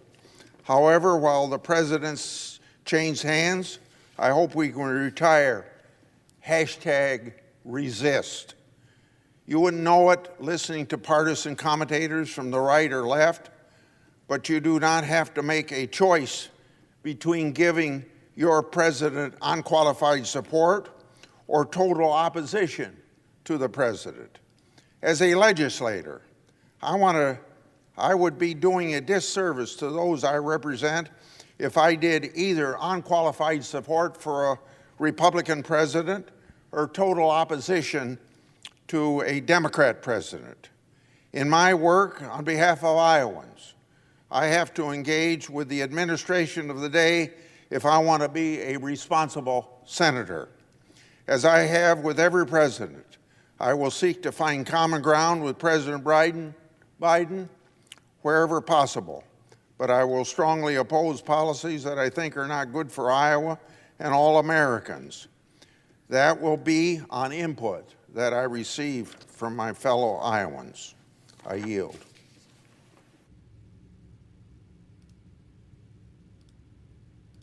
Yeah, I think it's kind of rich for these Republicans. Well, I mean, let's just say here. Let's just say that was okay. So you're saying that you're going to work with Joe Biden. Okay. Ms. Baldwin. I mean, it took, ransacking the Capitol building for that to happen, Grassley. But whatever, man. I just don't. I can't trust a Republican further than I can throw him. You know what I mean? So I'm not going to trust Grassley talking about how he knows how politics works and how to respect Joe Biden. That just doesn't.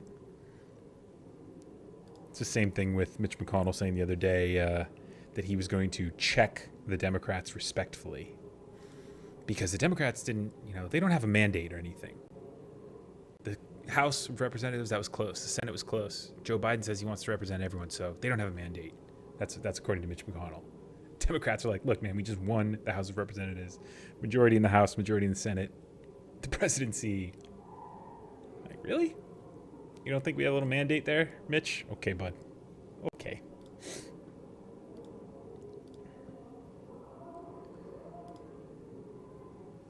So I just uploaded Chuck Schumer's speech. If you guys want to give that a thumbs up. That's going live on the channel. Should be live any minute. Chuck Schumer's first speech as Majority Leader, which is pretty cool.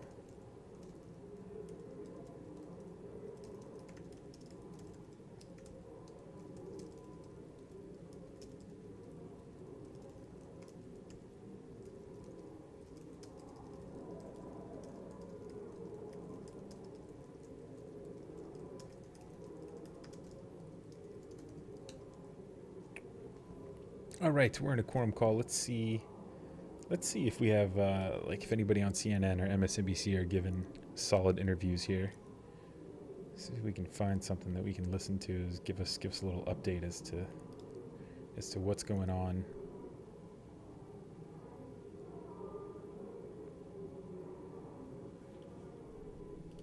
C-SPAN is, let's see what C-SPAN's got for us.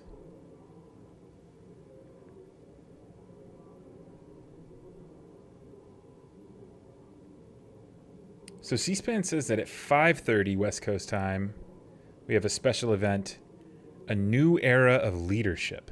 So that'll be interesting. It looks like we're going to have pretty much stuff to watch throughout the evening, which will be cool. But yeah, no, everyone else, talking heads are out.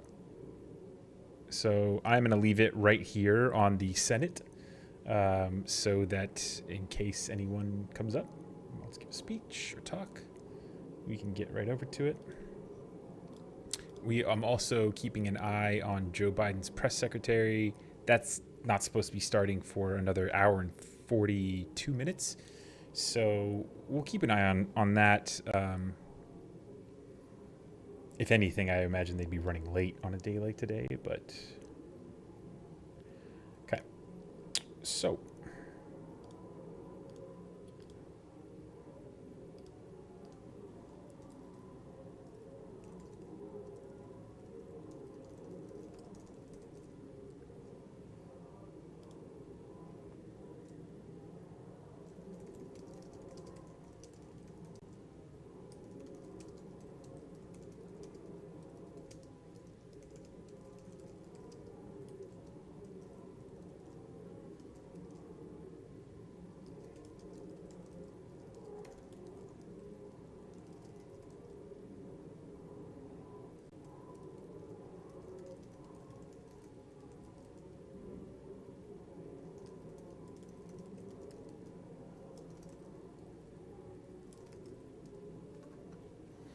and I'm just working on some metadata for this video here.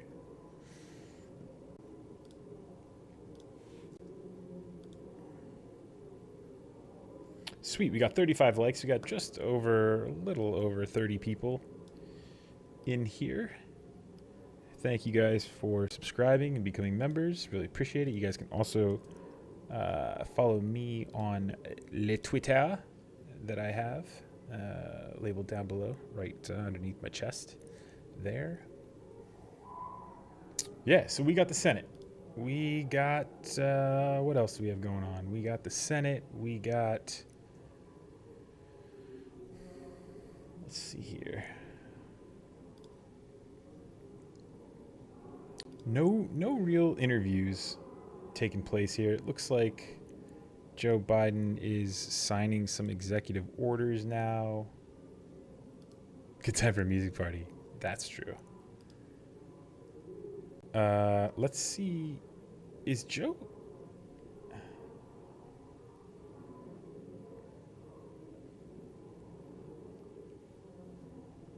This is moments ago. He was mandating masks be worn, social distancing be kept on federal property, on interstate commerce, etc. So this is the first one I'm signing. And the second one I'm signing here is the support for underserved communities, and we're going to already we're going to make sure we have some bedrock equity, equality as relates to how we treat people and healthcare and other things. And we'll give you copies of these executive orders. And the third one I'm going to sign, and that's what we do while you're all here, is the commitment I made that we're going to rejoin the Paris Climate Accord as of today.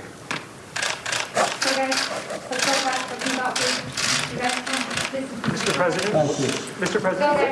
Please, guys. Trump write to you? You guys, let's go. Please, let's go. The President wrote a very generous letter.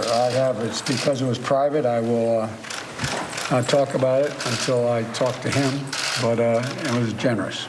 Okay, guys, let's go. You guys, let's go. Brazil on climate change. You were rejoining Paris Agreement, and you mentioned Brazil. You guys, come on, let's go. Do you have concerns about? Let's go, you guys. Press, let's go. Let's go. Welcome to the White House. Well, that was the familiar sound that of was in and the out. folks in the press office shepherding the pool. Yeah, seriously. Cool.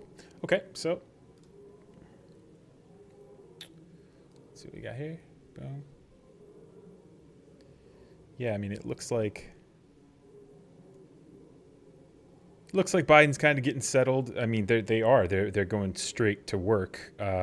Phoenix made a good point in the chat earlier, they're right now, they're working on getting their press briefing going. So Biden probably went straight from, signing to talk with his press secretary, figure out what she's going to tell the people, how Joe Biden's feeling, how Harris is feeling.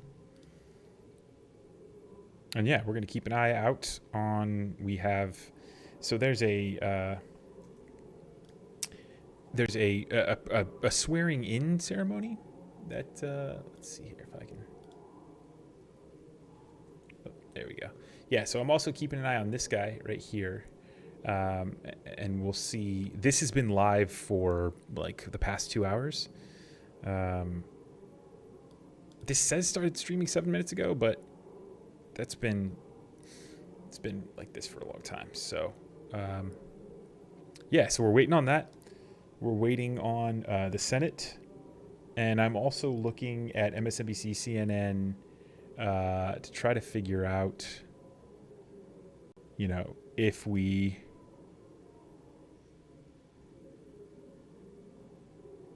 Let's hear what Joe Biden and John King have to say. People don't want to hear. You're absolutely right. And Aaron, I thought it was very significant that the first executive action, the first executive order he signed dealt with the COVID-19 pandemic, the coronavirus pandemic, that where he does have the authority as president of the United States, you have to wear a mask in federal property, for example, or interstate travel, and you have to engage in social distancing. That was the first executive order he signed. It's significant. It marks a dramatic difference from the previous president. Right, absolutely right to make the point that I've got a pile of 17 and I want this one to be first, and I want to make that point, and he did indeed.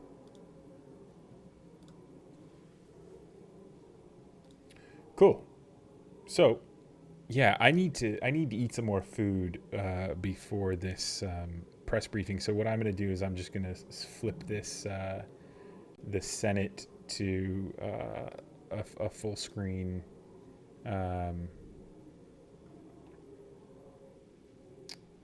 Here, let's see. Let's do this.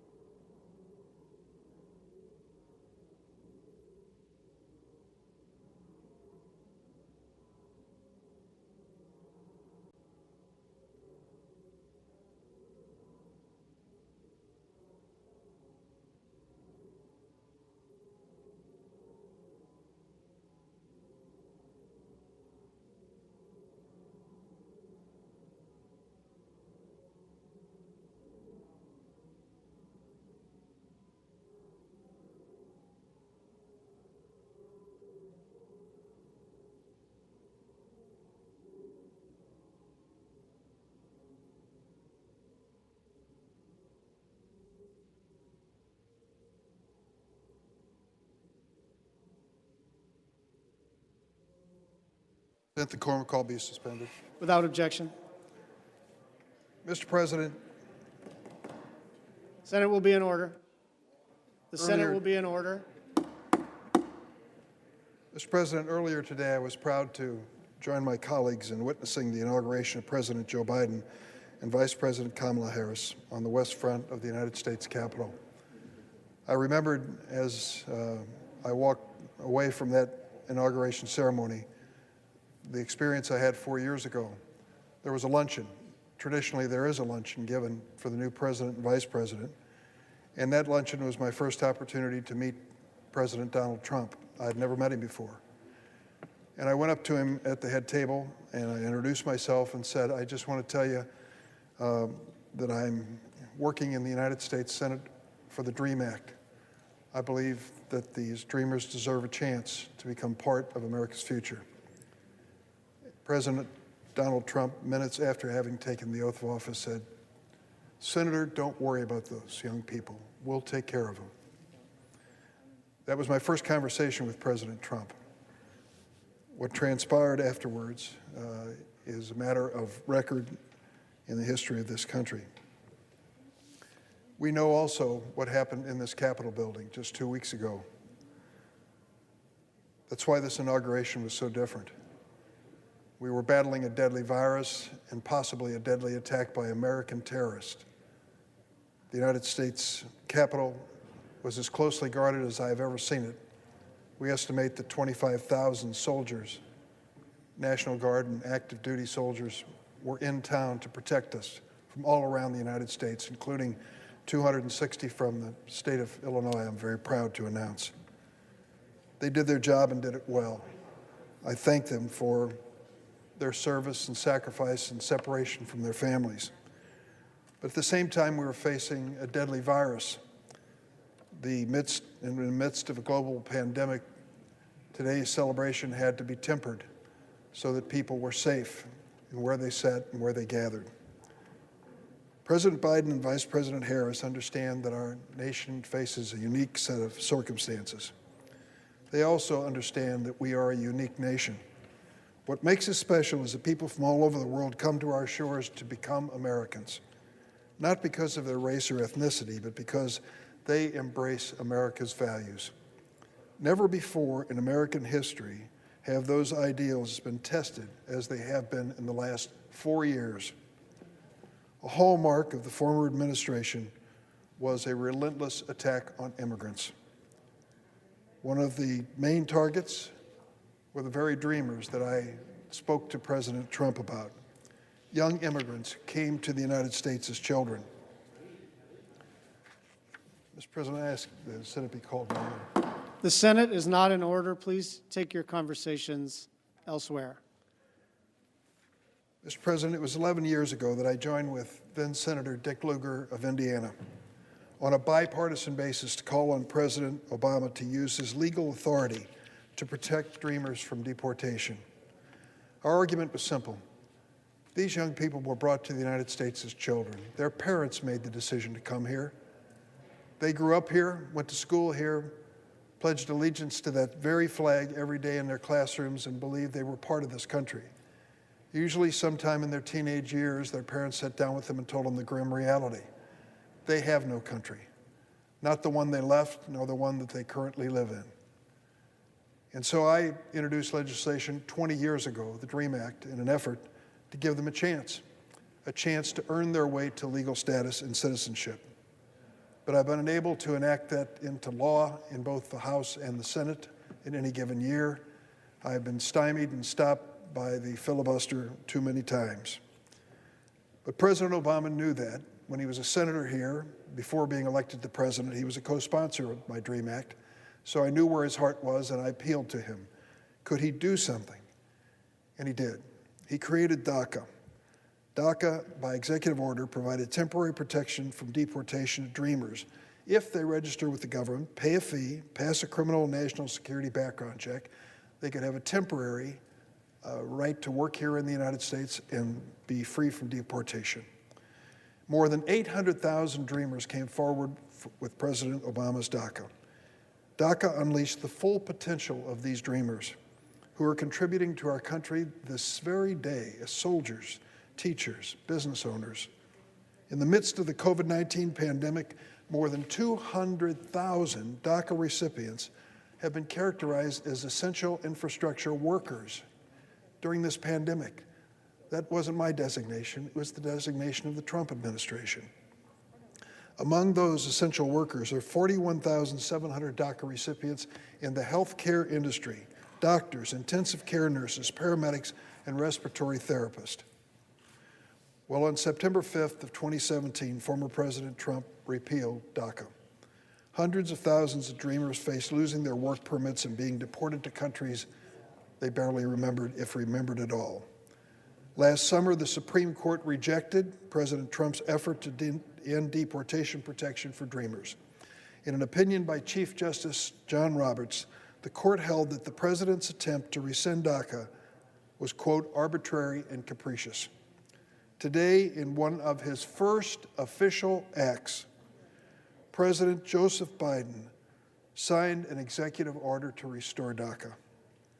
I am eternally grateful for President Biden's courage and commitment in keeping his word. Without DACA, hundreds of thousands of talented young people who've grown up in our country cannot continue their work and risk deportation every single day. But the resumption of DACA is just the first step toward long overdue justice for Dreamers. Only legislation passed by Congress can provide a path to citizenship to the Dreamers. I first introduced the Bipartisan DREAM Act 20 years ago, as I mentioned, and I'll continue to do so until it becomes the law of the land. I am honored that I have the chance to serve as chairman of the Senate Judiciary Committee in the 117th Congress. As a child of an immigrant myself, I never dreamed that I'd be blessed with the opportunity to lead the committee that writes our nation's immigration laws. To all of the Dreamers out there, I've told you many times, I've never given up on you, don't give up on me. I'm going to pass the DREAM Act. Over the years, I've come to the floor with the most persuasive approach I can think of to pass the DREAM Act and make it the law of the land. I tell their stories. These stories show what's at stake when we consider DACA and the DREAM Act. It is not a theory. It is not just a law. These are real human lives. Today I want to tell you about Hina Naveed. She's the 127th Dreamer whose story I've told on the floor of the Senate. Hina was born in Pakistan, came to the United States from Dubai when she was 10 years old, grew up in Fall River, Massachusetts. She sent me a letter, and here's what she said about growing up. I had a pretty typical experience navigating a new country and a new school system. It wasn't until I turned 16 and my peers were getting their permits to drive and their first jobs that I really felt the impact of being undocumented. Hina was an excellent student. High school, she was president of the National Honor Society and Key Club. She graduated as salutatorian of her class, ranked second out of 350 students with a 4.0 GPA. She received the Outstanding Vocational Student for Health Careers Award and overall Outstanding Vocational Student Award. She went to the City University of New York, College of Staten Island, Associate's degree in Liberal Arts and Nursing, Bachelor of Science in Nursing, studied at CUNY Law School, where she graduated with a law degree, and thanks to DACA, Hina became a registered nurse. She worked as director of health services for a nonprofit community-based organization in New York.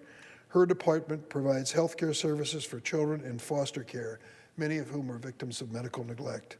She's also a member of the New York City Medical Reserve Corps. At the height of the pandemic, she volunteered on weekends at a hospital and at a residential facility with COVID-19 patients. Hina wrote to me about her plans. I want to work on health policy reform at a local and state level in an effort to achieve health quality for all. This pandemic has highlighted health disparities that long existed. I want to be part of making change. I want to see it and experience it. Here's what Hina said about DACA and what it meant to her. DACA has been life-changing.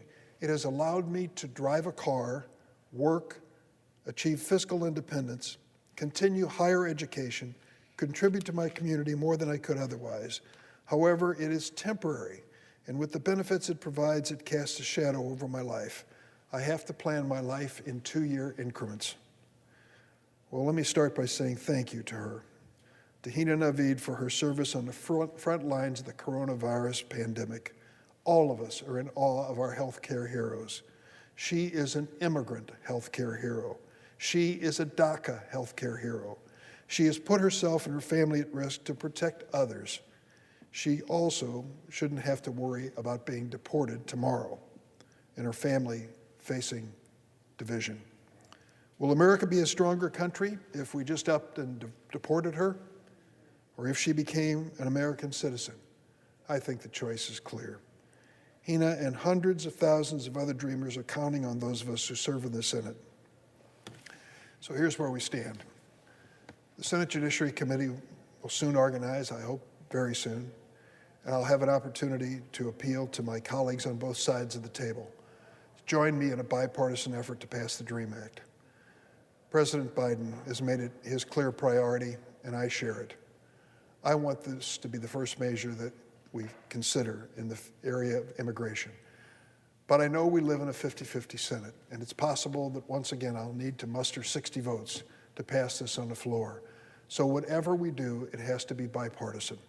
That means it won't have everything in it that I want, or everything that maybe Hina or the advocates want. But we have to take a step forward, once and for all, to help these young people. As long as I am a senator, I will continue to fight for Hina Navid and for people who've come to this country just to make it better. It would be an American tragedy to deport this brave and talented healthcare professional in the midst of a pandemic. We must assure that she and the hundreds of thousands in our essential workforce are not forced to stop contributing when the need for their service has never been greater. And we must give them the chance they deserve to become American citizens. I cannot express my gratitude enough for President Biden on the first hours that he was in office to recognize the needs of the DACA recipients and the Dreamers. I want to work with him and work with both parties across the aisle to make this dream come true for so many who deserve it. They've waited long enough. Mr. President, I yield the floor. Mr. President, Senator from Arkansas. for the information of other senators who want to know if we'd have a vote tonight, specifically on the nomination of Avril Haines to be Director of National Intelligence, I was the last person to object to holding that vote. I no longer object. I wanted to have a question for the record answered. Ms. Haines, thankfully, has responded to my question yesterday. I want to thank Senator Rubio and Senator Warner for helping us get that answer. Specifically, in her open session yesterday, she gave an answer in response to Senator Wyden that suggested the intelligence community might reopen investigations into detention and interrogation programs from 2001 to 2006. She clarified in the private setting that we had that she had no intention to open up those investigations and expose operations officers inside the CIA to criminal prosecution or adverse employment action, or even holding it against them in potential future promotions or placements. She's confirmed that in the written record. I'm glad to see that we're not going to reopen that period. I want to thank Ms. Haines for providing the answer. Most importantly, I want to thank our brave operation and paramilitary operations officers in the CIA for what they do always to keep this country safe. So I'm ready to vote on this nomination. I believe the rest of the Senate is as well, and I yield back the floor. And I note the absence of a quorum. Clerk will call the roll. Ms. Baldwin.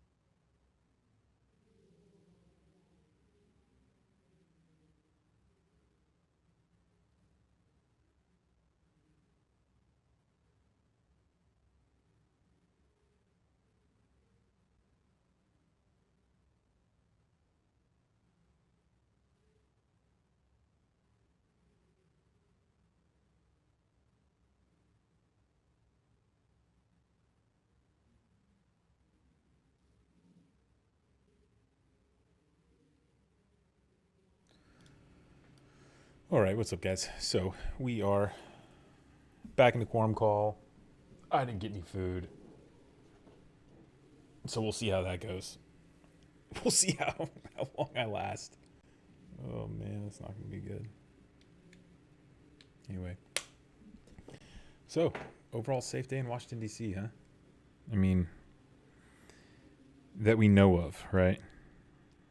Who knows if any plots were foiled or what happened. But nothing disrupted the day. Nothing was going to hold back our democracy after what happened on January 6th, right? I don't think so. Messing with the US here, baby. You know? Let's see. How do I get there we go. Yeah, you're messing with the United States of America. We don't mess around. Storm our capital. I don't care who you are. You know what I mean? Bunch of white supremacists, bunch of Canadians, Somalians, Chinese. I don't care who you are. Like, you storm our capital, we're not gonna just sit back. Right? That's not how we do. So they went to great lengths to protect the president. And it went off without a hitch. So, New York Times is saying that Biden recommitted to the Paris Climate Treaty. Great news. They had been saying that he was going to do that for the past few days, ever since news broke that he would be signing, what are they calling it, a flurry of executive orders? So, I still got you guys on CNN there. I apologize. I paused CNN. So, that's what this press conference, this press briefing is going to be about. Essentially, the executive orders that Joe Biden is putting into place. I want to call Joe Joey, and I have to catch myself. Ugh.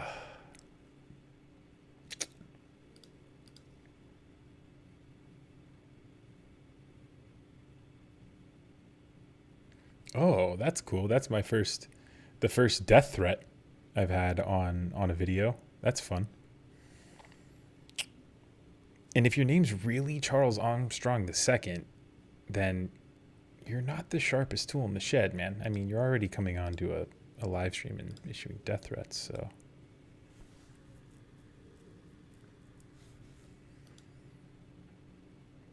Yeah, so, I mean, this guy's comments it's indicative of the violence that,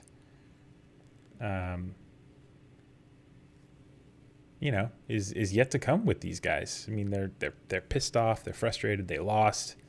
Part of the reason why they, were attracted to the shiny object that was Donald Trump was because they, already felt like they were losing and that they weren't being represented, and they thought that, a long shot candidate like Donald Trump would give them something to cheer for and a masculine figure to lead. It's the same thing in a lot of these countries, where you have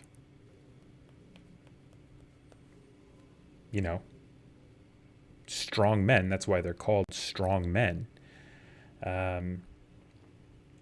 because they offer that masculine leadership towards young men who, are already feeling like lost and underrepresented or not represented, which is kind of frustrating, man, because, like if these people would just open their eyes, right? And a lot of this is just white men, right? Like young white men feeling disenfranchised, feeling lost. You know, like a lot of these guys feel lost, and this is hard. This is hard to keep. You know, I got to just kind of maybe leave the comments out, because when you're getting cussed at and you're trying to like make a point, it's kind of difficult. So I'll see if I can get back to what I was thinking, but yeah, talking about the masculinity of it. Talking about them being young white men, opening their eyes. Okay, yeah, I think I'm back on track here. It's essentially like if they would open their eyes, they would see that like everyone feels disenfranchised. Everyone feels underrepresented. Like they may feel like they're losing something. Man, open your eyes. Like there are people who have never even grasped it, who've never even been able to hold it or touch it, right? And that's what these young white guys don't understand, is that like being a white person in this country is different than being a colored person in this country. There's a huge difference. Both of those groups feel disenfranchised, right? That's the problem. And for the white people, right? Like, you know, the white supremacy that's taking root in our country, for them to like hold that as like a step above, right? Like these like colored people and minorities. Like you have so much more in common with those people. Like just because they've never touched, right, what you feel like you're losing doesn't mean that they don't feel like your pain. They feel it even more so, because they don't even have what it is that you're losing, right? That you think you're losing. The idea of your like white supremacy, of your and white supremacy is really just like a very, very simplified blanket that we throw over, you know, like young white men in our country. And that's a problem.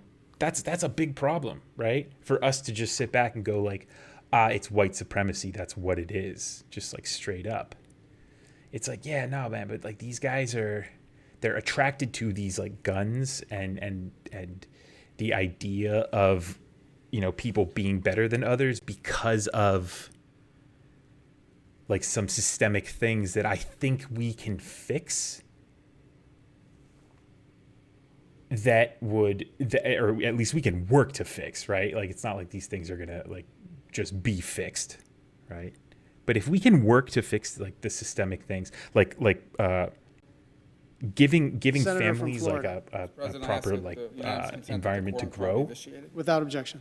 which okay, we're about to. I do want to hear. Can I pause this? Okay, Marco Rubio, I can't pause him. So we'll get back to with President Biden when he was my a senator, reactions to Charles Strong. I can tell you that but yeah, from we're definitely direct gonna and listen to Marco firsthand Rubio. experience, Let's listen to it. that he is a man of tremendous empathy. I've witnessed it, and so I pray that God will bless him with strength, with health, with wisdom, because I don't need to tell anyone that we in our nation are living in troubled times.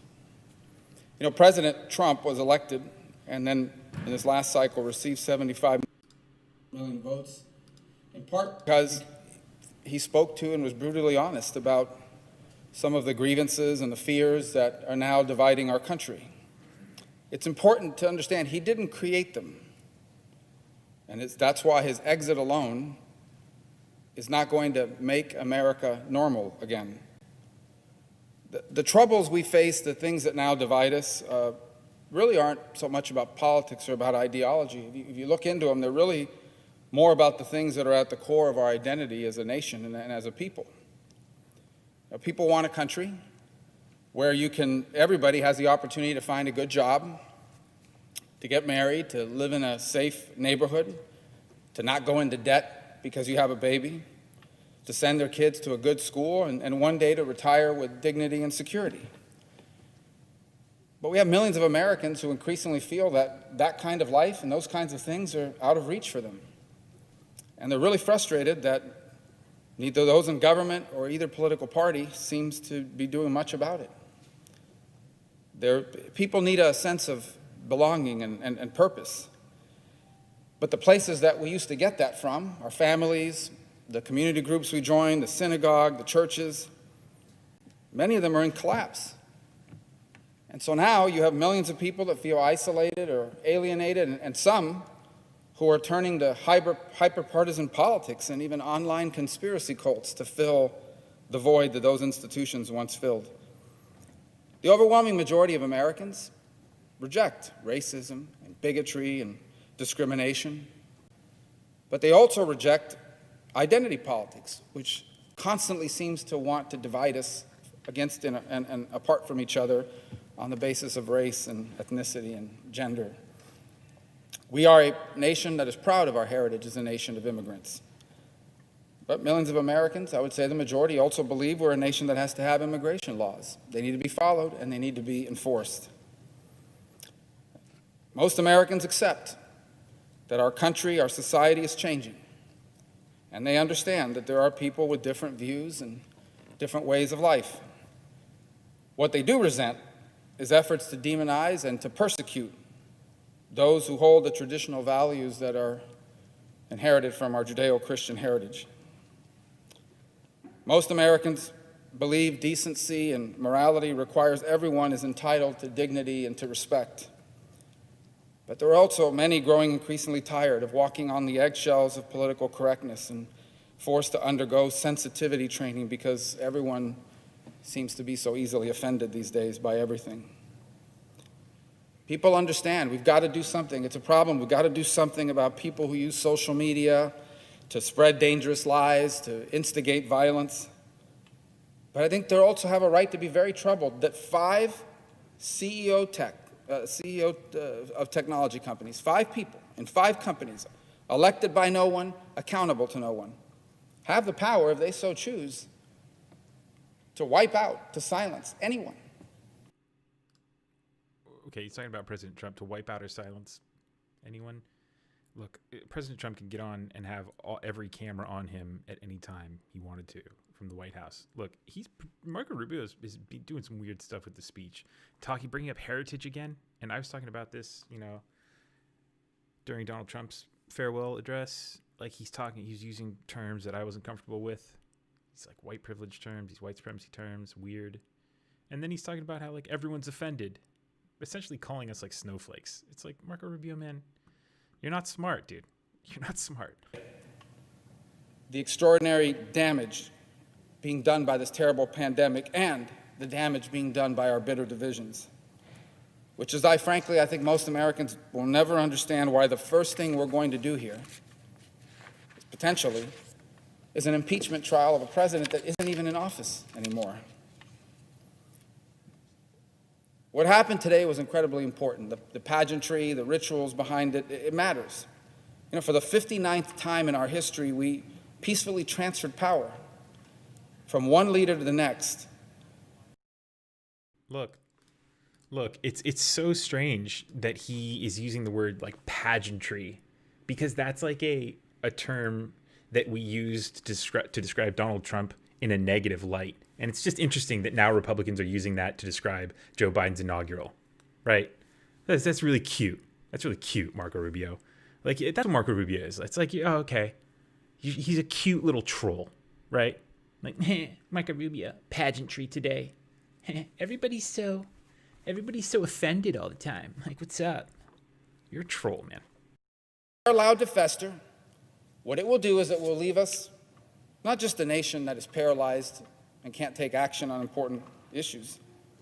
We're going to be left a nation that remains vulnerable to those who are willing to exploit and stir the most destructive impulses. Today, President Biden struck important tones of national unity, and I believe that they were sincere.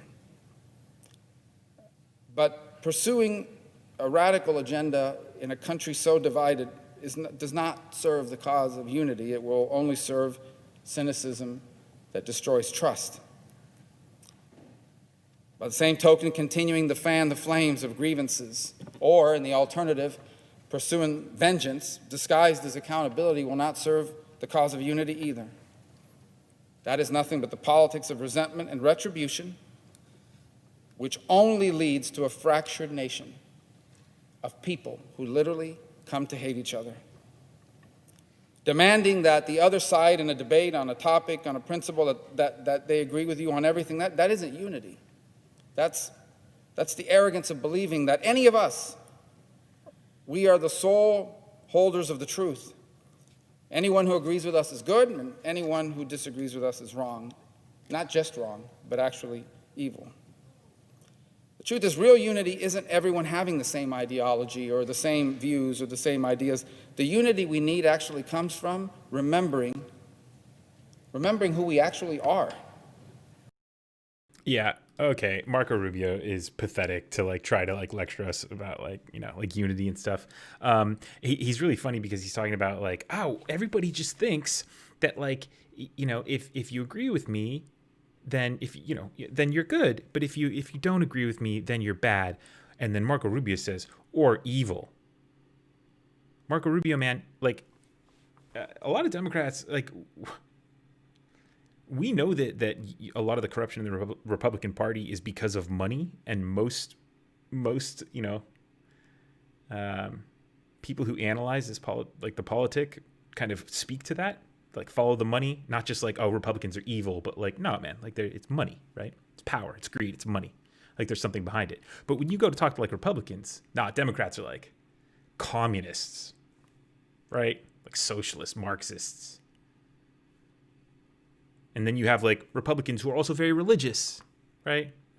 Who literally, there's clips of right-wing pastors all the time talking about evil Democrats, man. So you want to try to lecture us about thinking the other side is evil? You're full of shit, Marco Rubio. When this country inspired and changed the world. And I hope that this is who we will be again. A people who disagree over principle, who argue over policies. That has to happen because our republic depends on every view having a voice and every voice having a place to be heard. But also people who now understand that the choice before us is we will either find a way to share a nation and a future, or we will all share the condemnation of history and the rebuke of Americans yet to come.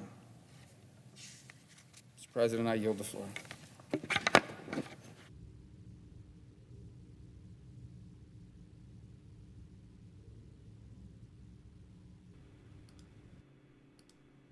What the hell he was just talking about there? It's just Marco Rubio, man, cool. Good job. Those were a bunch of words. I rise to discuss the nomination of Avril Haines to be Director of National Intelligence. I think my colleagues know that in a few minutes, the Senate will be voting on her nomination for this key position. I briefly intend to outline where I think things stand on several sensitive issues with the 17 agencies that make up the intelligence community. The Biden administration and Ms. Haines have an opportunity and a duty to turn the page on the cover-ups and lawlessness of the outgoing administration. That is why I asked Ms. Haines at her confirmation hearing whether she would abide by a law that I authored, requiring an unclassified report on who was responsible for the killing of Washington Post journalist Jamal Khashoggi. Jamal Khashoggi was a U.S. resident who was lured to the Saudi consulate in Istanbul and brutally murdered.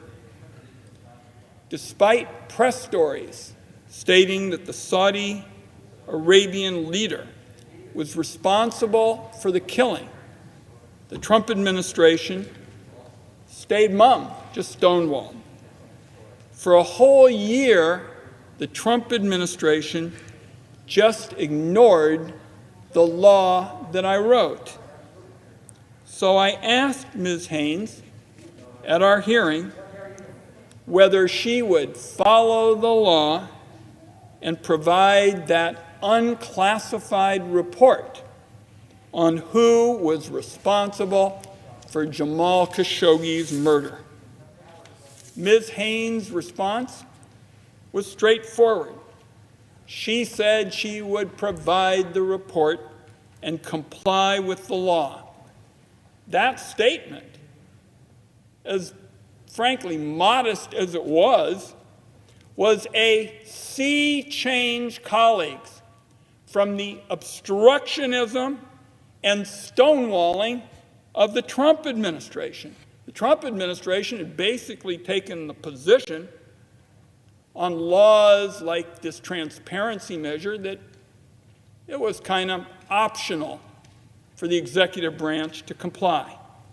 So Ms. Haynes' direct commitment to making that key report on the role of MBS, the Saudi leader, in the murder of Jamal Khashoggi, in my view, was a real step forward for the rule of law, for accountability, for human rights. And I'll say, as a journalist kid, it was a real step forward for freedom of the press everywhere. The second subject I discussed with Ms. Haynes was a particularly troubling aspect of the CIA's recent history. The CIA spied on the staff of the Senate Intelligence Committee when the staff was writing the torture report. As deputy director, Ms. Haynes didn't hold anyone accountable. In my view, this abuse, this spying on the Senate Select Committee on Intelligence basically, colleagues, turns the whole concept of overhead on its head. The United States Congress is supposed to do oversight on the executive branch and not vice versa. In response to my questions at the hearing, Ms. Haynes admitted that the spying on the committee was wrong. She also agreed that she supported recommendations to expand accountability and would apply that expanded accountability to the intelligence community at large. And when she was asked about the CIA's baseless efforts to have committee staff prosecuted, she agreed there ought to be guardrails against that happening again. The third area I explored with the nominee was the need to rebuild trust in the intelligence community, which in my view requires a new focus on transparency and openness. For example, there ought to be transparency so that the American people know what kind of surveillance is being conducted on them. The President of the Senate knows about the important vote we had on that amendment that I offered, the bipartisan amendment with Senator Daines. Wyden sounds like he's because talking right we to you. ought to get history on whether the government is spying on the browsing history of the American people. So this is really a critical and growing concern because we're all seeing about data brokers and others selling people's data, and it's especially important that the American people are told if the government is using legal loopholes in the law and the warrant requirement of the Fourth Amendment. So I asked Ms. Haynes about circumstances in which the government, instead of getting an order, just goes out and purchases the private records of Americans from these sleazy and unregulated commercial data brokers who are simply above the law. literally above the law. I believe this practice is unacceptable, and soon I will be introducing legislation to make it clear that the Fourth Amendment is not for sale.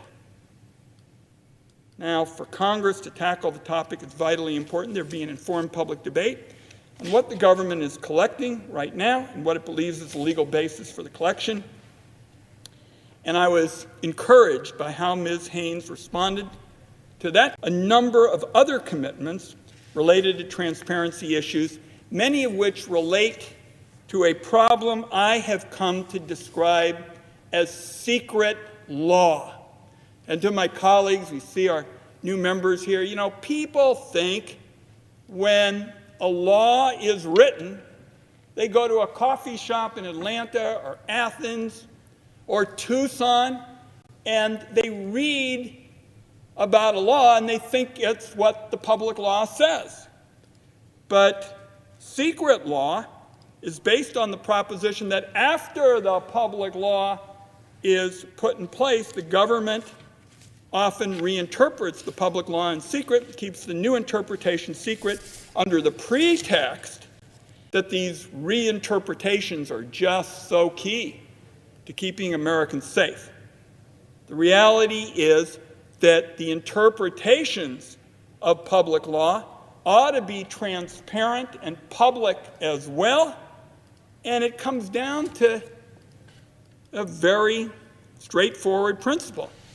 I'm a strong opponent of secret law. I'm a strong supporter of transparency, and I intend to remind Director Haynes what she told me just a few days ago about transparency and to push hard for the public release of as much information as possible when Americans deserve to see it, and they can see it when it's consistent with their safety and well-being of their households and their loved ones. I also intend to push the Director of National Intelligence to fix a broken declassification system. For years, a flood of new digitally classified information has overwhelmed an obsolete paper-based declassification system. This system is so out of whack that in order to get a document declassified, government officials actually have to walk the document around Washington from agency to agency. I actually said at our open hearing, I wonder if it's getting to the point where to get a document declassified, someone who works for the government has got to pack a lunch, put the document in their big black briefcase, and then make their way all over the nation's capital. So, I've introduced with Senator Moran bipartisan legislation to authorize the Director of National Intelligence to fix the problem. Ms. Haynes has acknowledged the seriousness of the problem and the DNI's role in fixing it. It's my intent to make sure that this also is not allowed to just continue as business as usual. Some of the starkest differences between the actions of the outgoing administration and the positions taken by Ms. Haynes here a couple of days ago relate to the crucial area of whistleblowers. The outgoing administration broke the law when it withheld from Congress the complaint of the Ukraine whistleblower, the whistleblower who had identified abuses that resulted in the first impeachment of Donald Trump.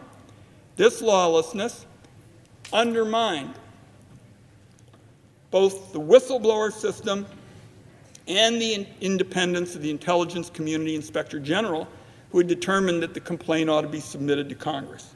Ms. Haynes has been clear. The law requires that when the inspector general determines that a whistleblower complaint is urgent, the Director of National Intelligence cannot keep it from the Congress.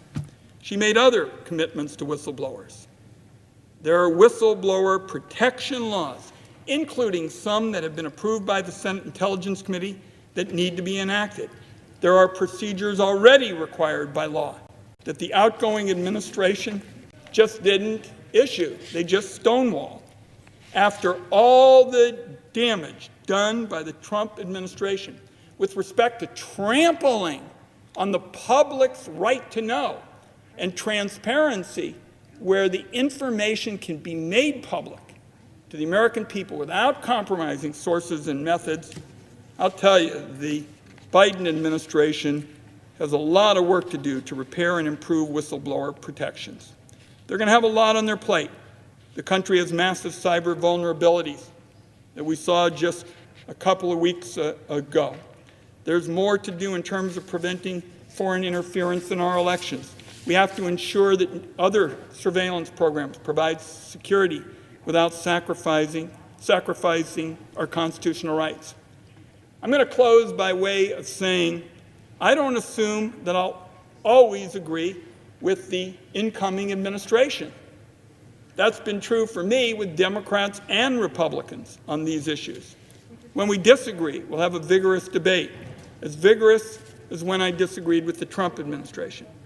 Ms. Haynes is DNI, Ambassador Burns as CIA director are beginning to shape up as a team that will be more open with the public, respect the law, and work with the Congress to repair the vast damage of the outgoing administration and respect, what Ben Franklin talked about so many years ago. Liberty and security aren't mutually exclusive. Smart policies get you both. Not so smart policies get you less of both. And that's our challenge. So tonight, because of her answers to me at the Open Intelligence Committee hearing a couple of days ago as president, I want to say in closing I'm going to be supporting Ms. Haynes' nomination to be the Director of National Intelligence.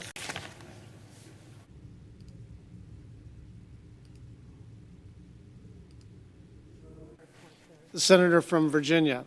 Mr. President, I ask unanimous consent that the Senate proceed to executive session and the Intelligence Committee be discharged from further consideration of PN 7810, the nomination of Avril Haines to be Director of National Intelligence, that the Senate proceed its consideration, that there be 10 minutes for debate on the nomination, equally divided in the usual form, that upon the use or yielding back of time, the Senate vote without intervening action or debate, that if confirmed, the motion to reconsider be considered made and laid upon the table, and the President be immediately notified of the Senate's action. Is there objection? Without objection, so ordered. The clerk will report. Nomination, Director of National Intelligence, Avril Danica Haines of New York to be Director.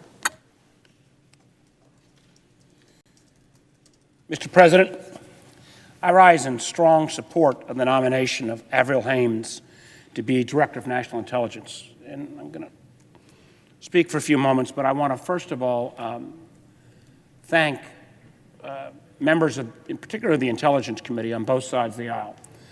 My good friend, the Senator from Oregon, the Finance Committee Chair, is someone who has deep and passionate concerns about the civil libertarian issues in our country. He was part of the Yang, when there's some Yang on that committee. He raised, I think, important questions with the nominee, and appreciate his courtesy in allowing this to move forward. But I also want to thank, at least until tomorrow, the chairman of the committee, Senator Rubio, and my Republican colleagues as well. When we discussed moving on this nomination in a very timely manner, particularly Chairman Rubio and Senator Burr worked with all the members of the committee. I want to thank my friend, the Senator from Idaho, for his courtesy as well, and very proud of the fact that the first nomination to be considered under the Biden administration is going to be Ms. Haines. And I think that reflects the approach of the Intelligence Committee. And again, I see the chair of the committee on the floor now. And again, want to thank him personally, Senator Rubio, while he's on the floor for that courtesy. Now, I think part of the reason why we were able to move so quickly is this position is of such critical importance to the country that it is only appropriate that it be the first nomination to be confirmed by the Senate. and Avril is an extraordinarily qualified for the role, having worked in national security for most of the last 2 decades. After working for several years at the State Department, Ms. Haynes came here to the Senate, where she worked in the Foreign Relations Committee as the Deputy Chief Counsel. Following another stint at State, Ms. Haynes moved to the White House, where she served 3 years as a Deputy Assistant to the President and the Deputy Counsel for National Security. In June of 2013, President Obama chose Ms. Haynes to serve as the Deputy Director of the CIA, making her the first woman to hold that office. Ms. Haynes served at the agency until 2015, at which point she moved to academia and the private sector. She was a senior researcher at Columbia University, a senior fellow at Johns Hopkins Applied Physics Lab, and a member of the National Commission on Military, National, and Public Service. Avril Haynes has all the qualifications we would want for a DNI. But more than that, I believe she is firmly committed to rebuilding the office of the Director of National Intelligence and reestablishing the role of that office as not only the coordinator of our nation's intelligence community, but as an advisor to the President and Congress that will not shy away from telling the hard truths. Since Ms. Haynes was nominated for this role by President Biden, I spent a fair amount of time talking to her about her future as the Director of National Intelligence and the enormous job that she'll be taking on. In our conversations and in her confirmation hearings, Ms. Haynes was strong and thoughtful about the future challenges our country will face. My first question to her was about China. Her answer was equally clear-eyed, pointing out the many ways in which China is an adversary to our nation by stealing IP or hacking our systems and undermining our security, while also pointing out that there are many places where we'll have to engage with China as a partner, like on tackling climate change. She had equally focused answers about the role of Iran as a state sponsor of terror and the need to prevent Iran from acquiring a nuclear weapon.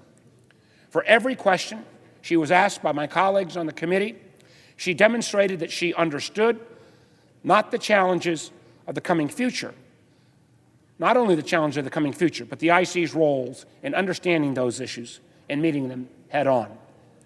I've also been impressed from the beginning and continue to be impressed by her understanding of the important role of the DNI and the IC, and her commitment to making sure that the IC tells policymakers what they need to hear, not only what they want to hear.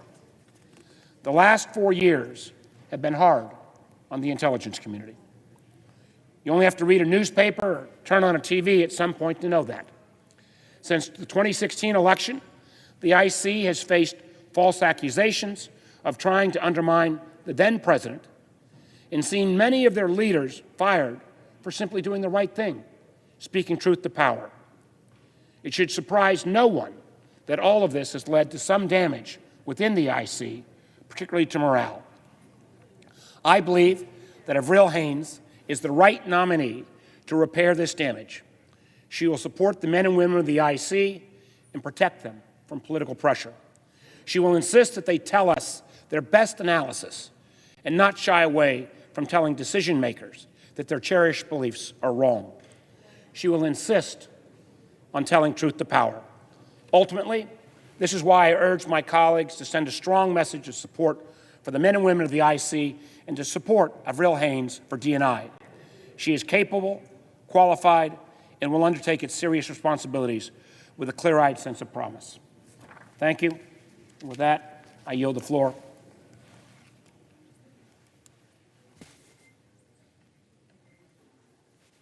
And note the absence of quorum. Degrading of the presidency.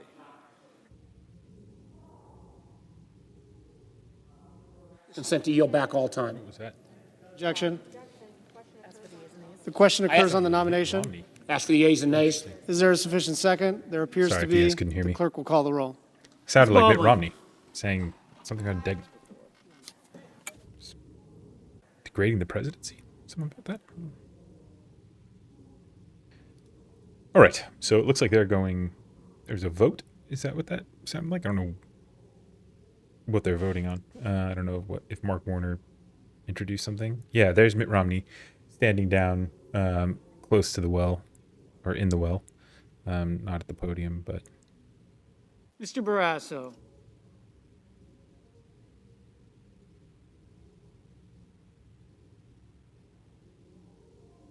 Mr. Bennett. All right, let's check into the White House here and see if they are about ready to. We're still 35 minutes away. But let's see if they have a stream up Mrs. already in the Blackburn. White House. Press briefing stream.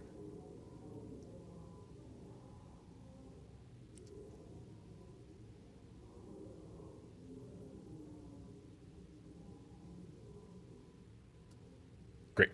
Okay, so we do have a stream up that I can throw right there, actually. Now we'll keep that up here.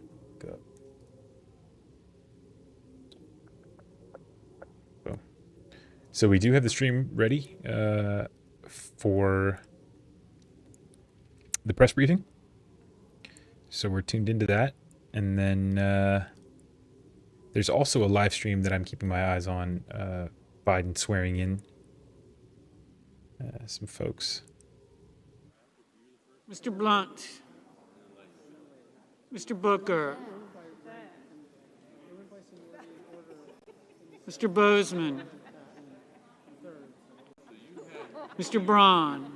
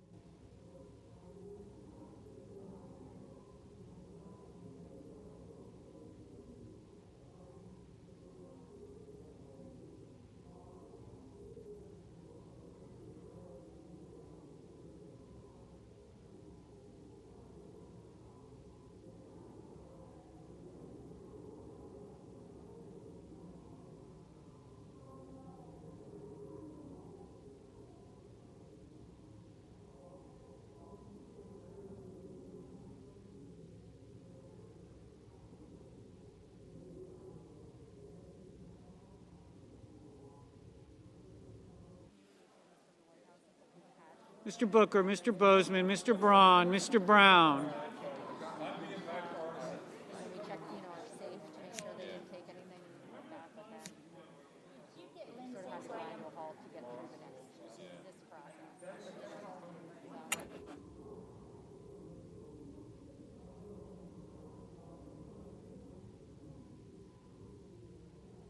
Ms. Cantwell.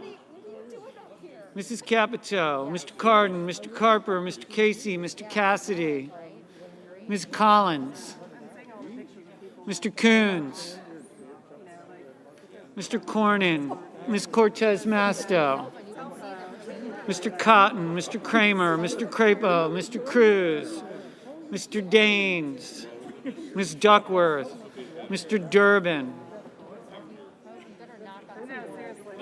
Ms. Ernst. Have a good night. That's true.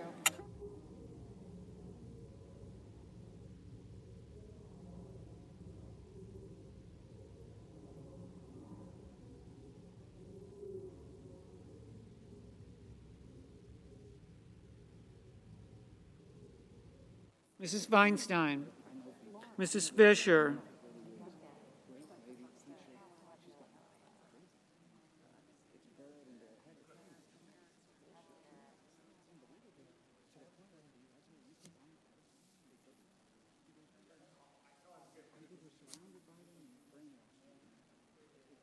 Mrs. Gillibrand,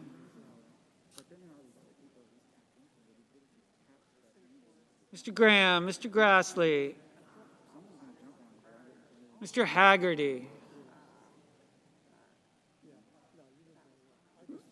Ms. Hassan, Mr. Hawley, Mr. Heinrich, Mr. Hickenlooper, Ms. Hirono, Mr. Hoven, Mrs. Hyde-Smith, Mr. Inhofe, Mr. Johnson,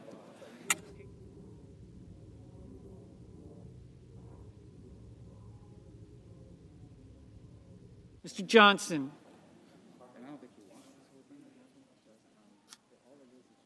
Mr. Kane, Mr. Kelly, Mr. Kennedy, Mr. King, Ms. Klobuchar, Mr. Langford, Mr. Leahy, Mr. Lee, Mr. Lujan, Ms. Lummis, Mr. Manchin, Mr. Markey, Mr. Marshall, Mr. McConnell, Mr. Menendez, Mr. Merkley, Mr. Moran, Ms. Murkowski, Mr. Murphy, Mrs. Murray, Mr. Ossoff, Mr. Padilla, Mr. Paul,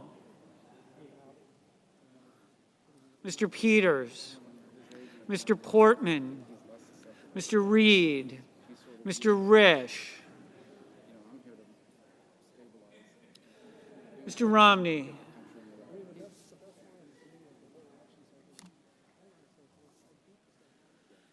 Ms. Rosen, Mr. Rounds, Mr. Rubio, Mr. Sanders, Mr. Sass, Mr. Schatz,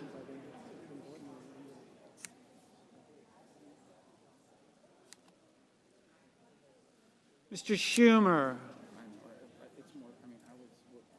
Mr. Scott of Florida, Mr. Scott of South Carolina,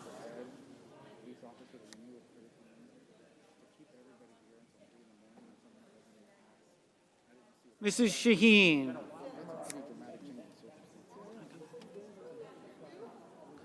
Mr. Shelby,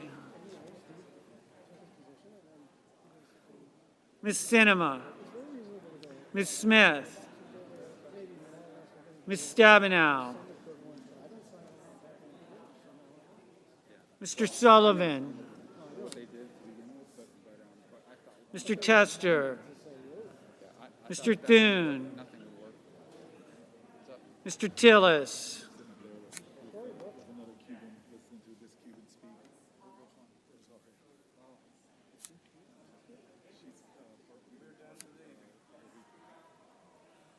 Mr. Toomey,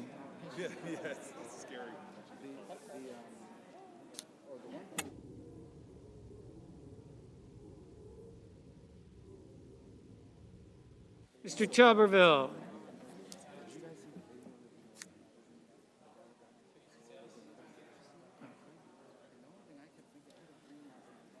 Mr. Van Hollen,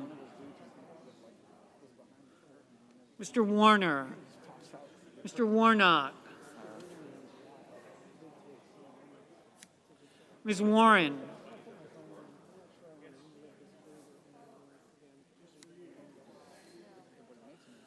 Mr. Whitehouse, Mr. Wicker, Mr. Wyden, Mr. Young.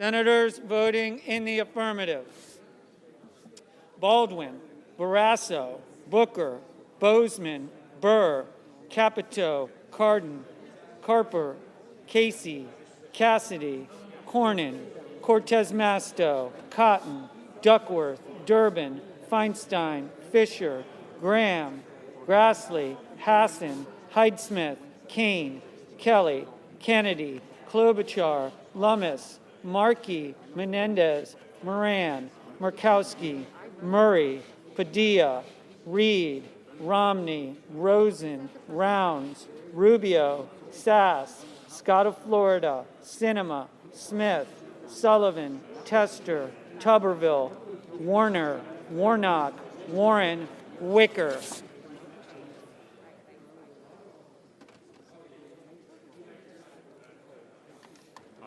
Mr. Langford, aye. Mr. Shelby, aye. Senators voting in the negative: Ernst, Lee, Marshall, Paul.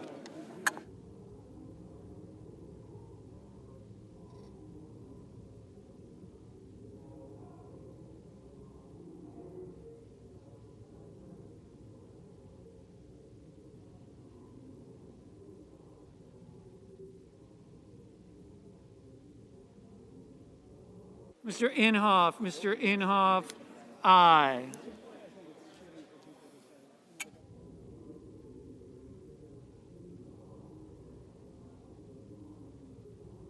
Ms. Cantwell, aye.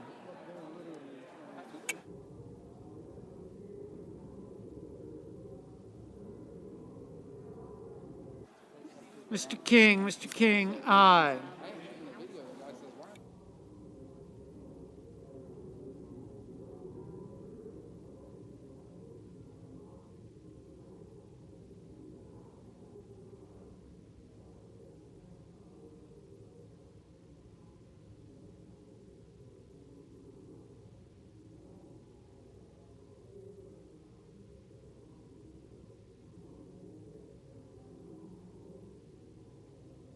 Mr.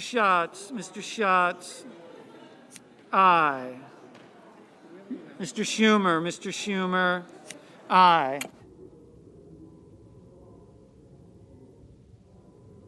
Mr. Johnson, aye. Ms. Hirono, aye.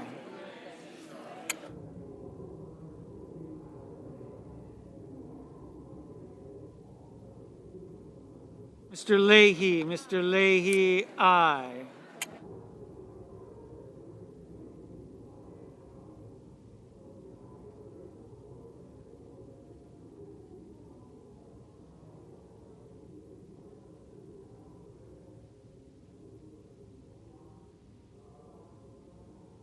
Mr. Young, aye. Mr. McConnell, aye. Mr. Coons, aye. Mrs. Blackburn, no.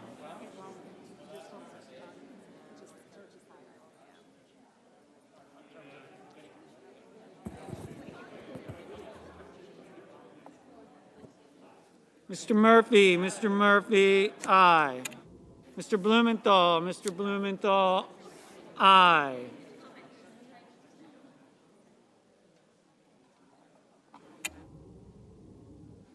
Mr. Lujan, aye.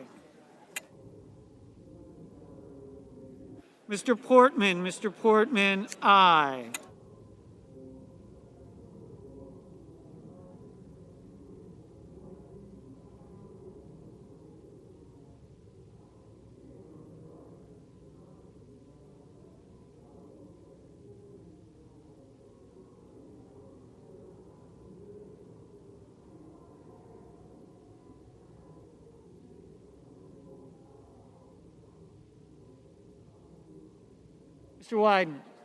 Mr. Wyden, aye.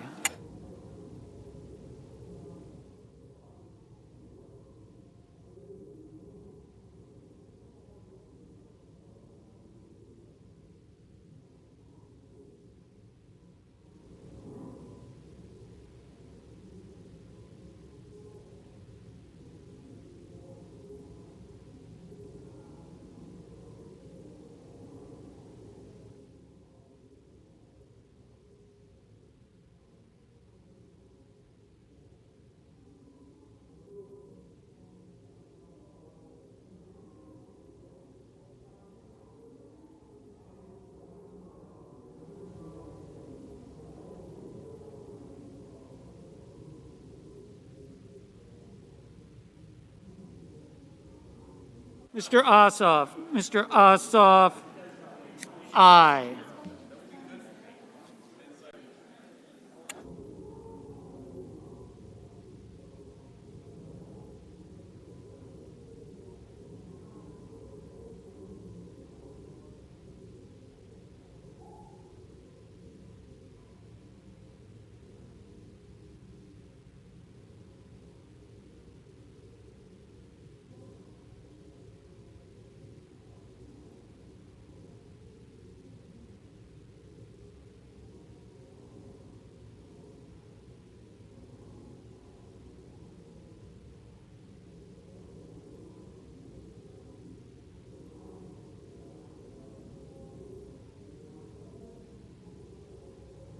Interesting.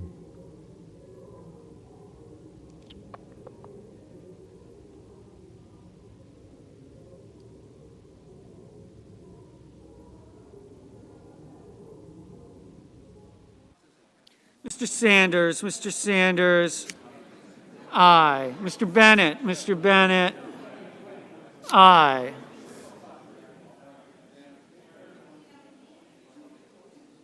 Mr. Hickenlooper. Mr. Hickenlooper, aye. Ms. Collins. Ms. Collins, aye.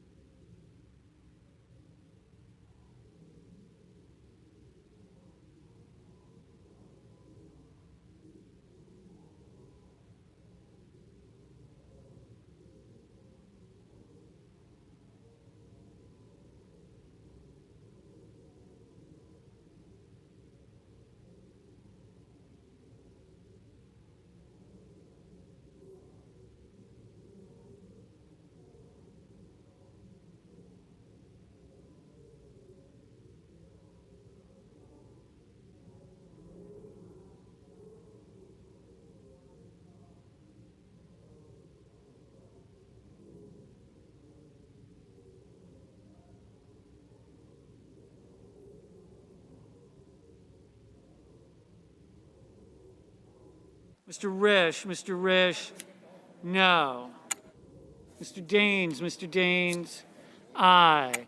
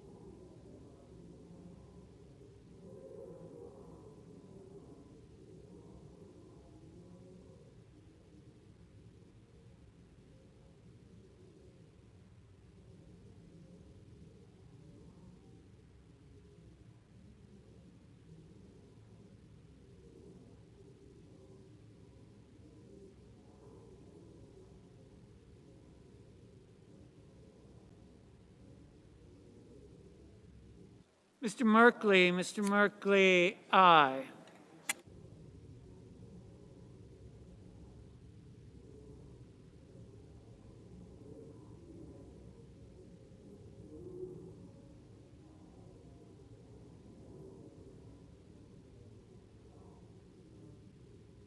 Mr. Manchin, aye.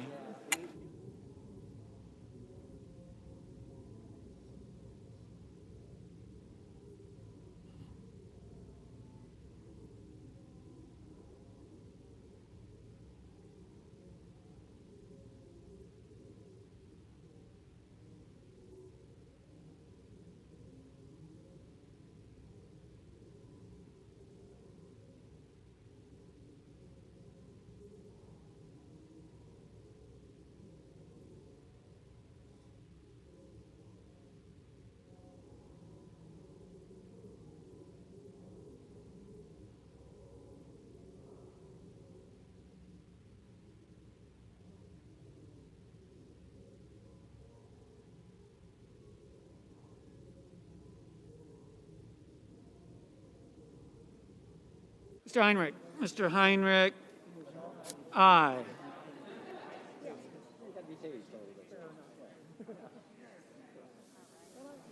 Mr. Thune. Mr. Thune. Aye.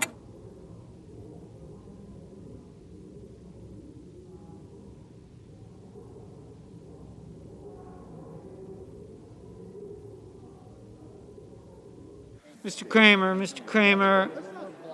Aye. Mr. Haggerty. Mr. Haggerty. No.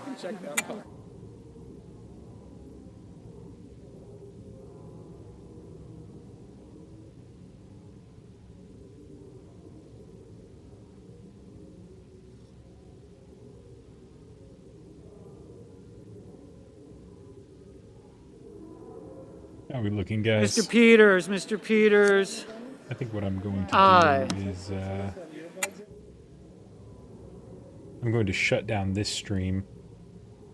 Yeah, there we go. That looks great. Cool. Okay, I'm going to shut down this stream, and then we're going to start up a new press briefing stream.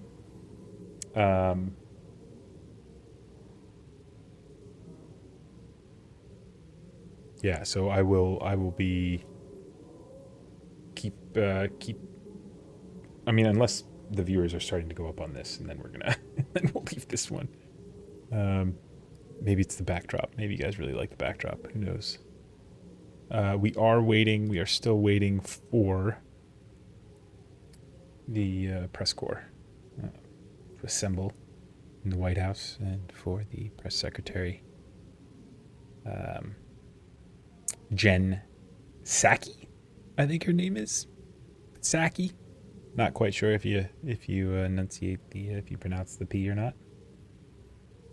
But yeah, I'm going to stop the stream, and then we'll get that one going.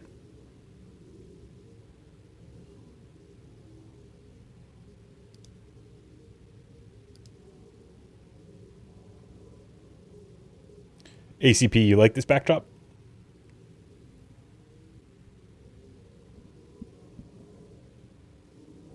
Patriotic one was cool. It's cool for the inaugural. Mr. Hoven. Mr. Hoven. Aye. Keep this backdrop for the new one.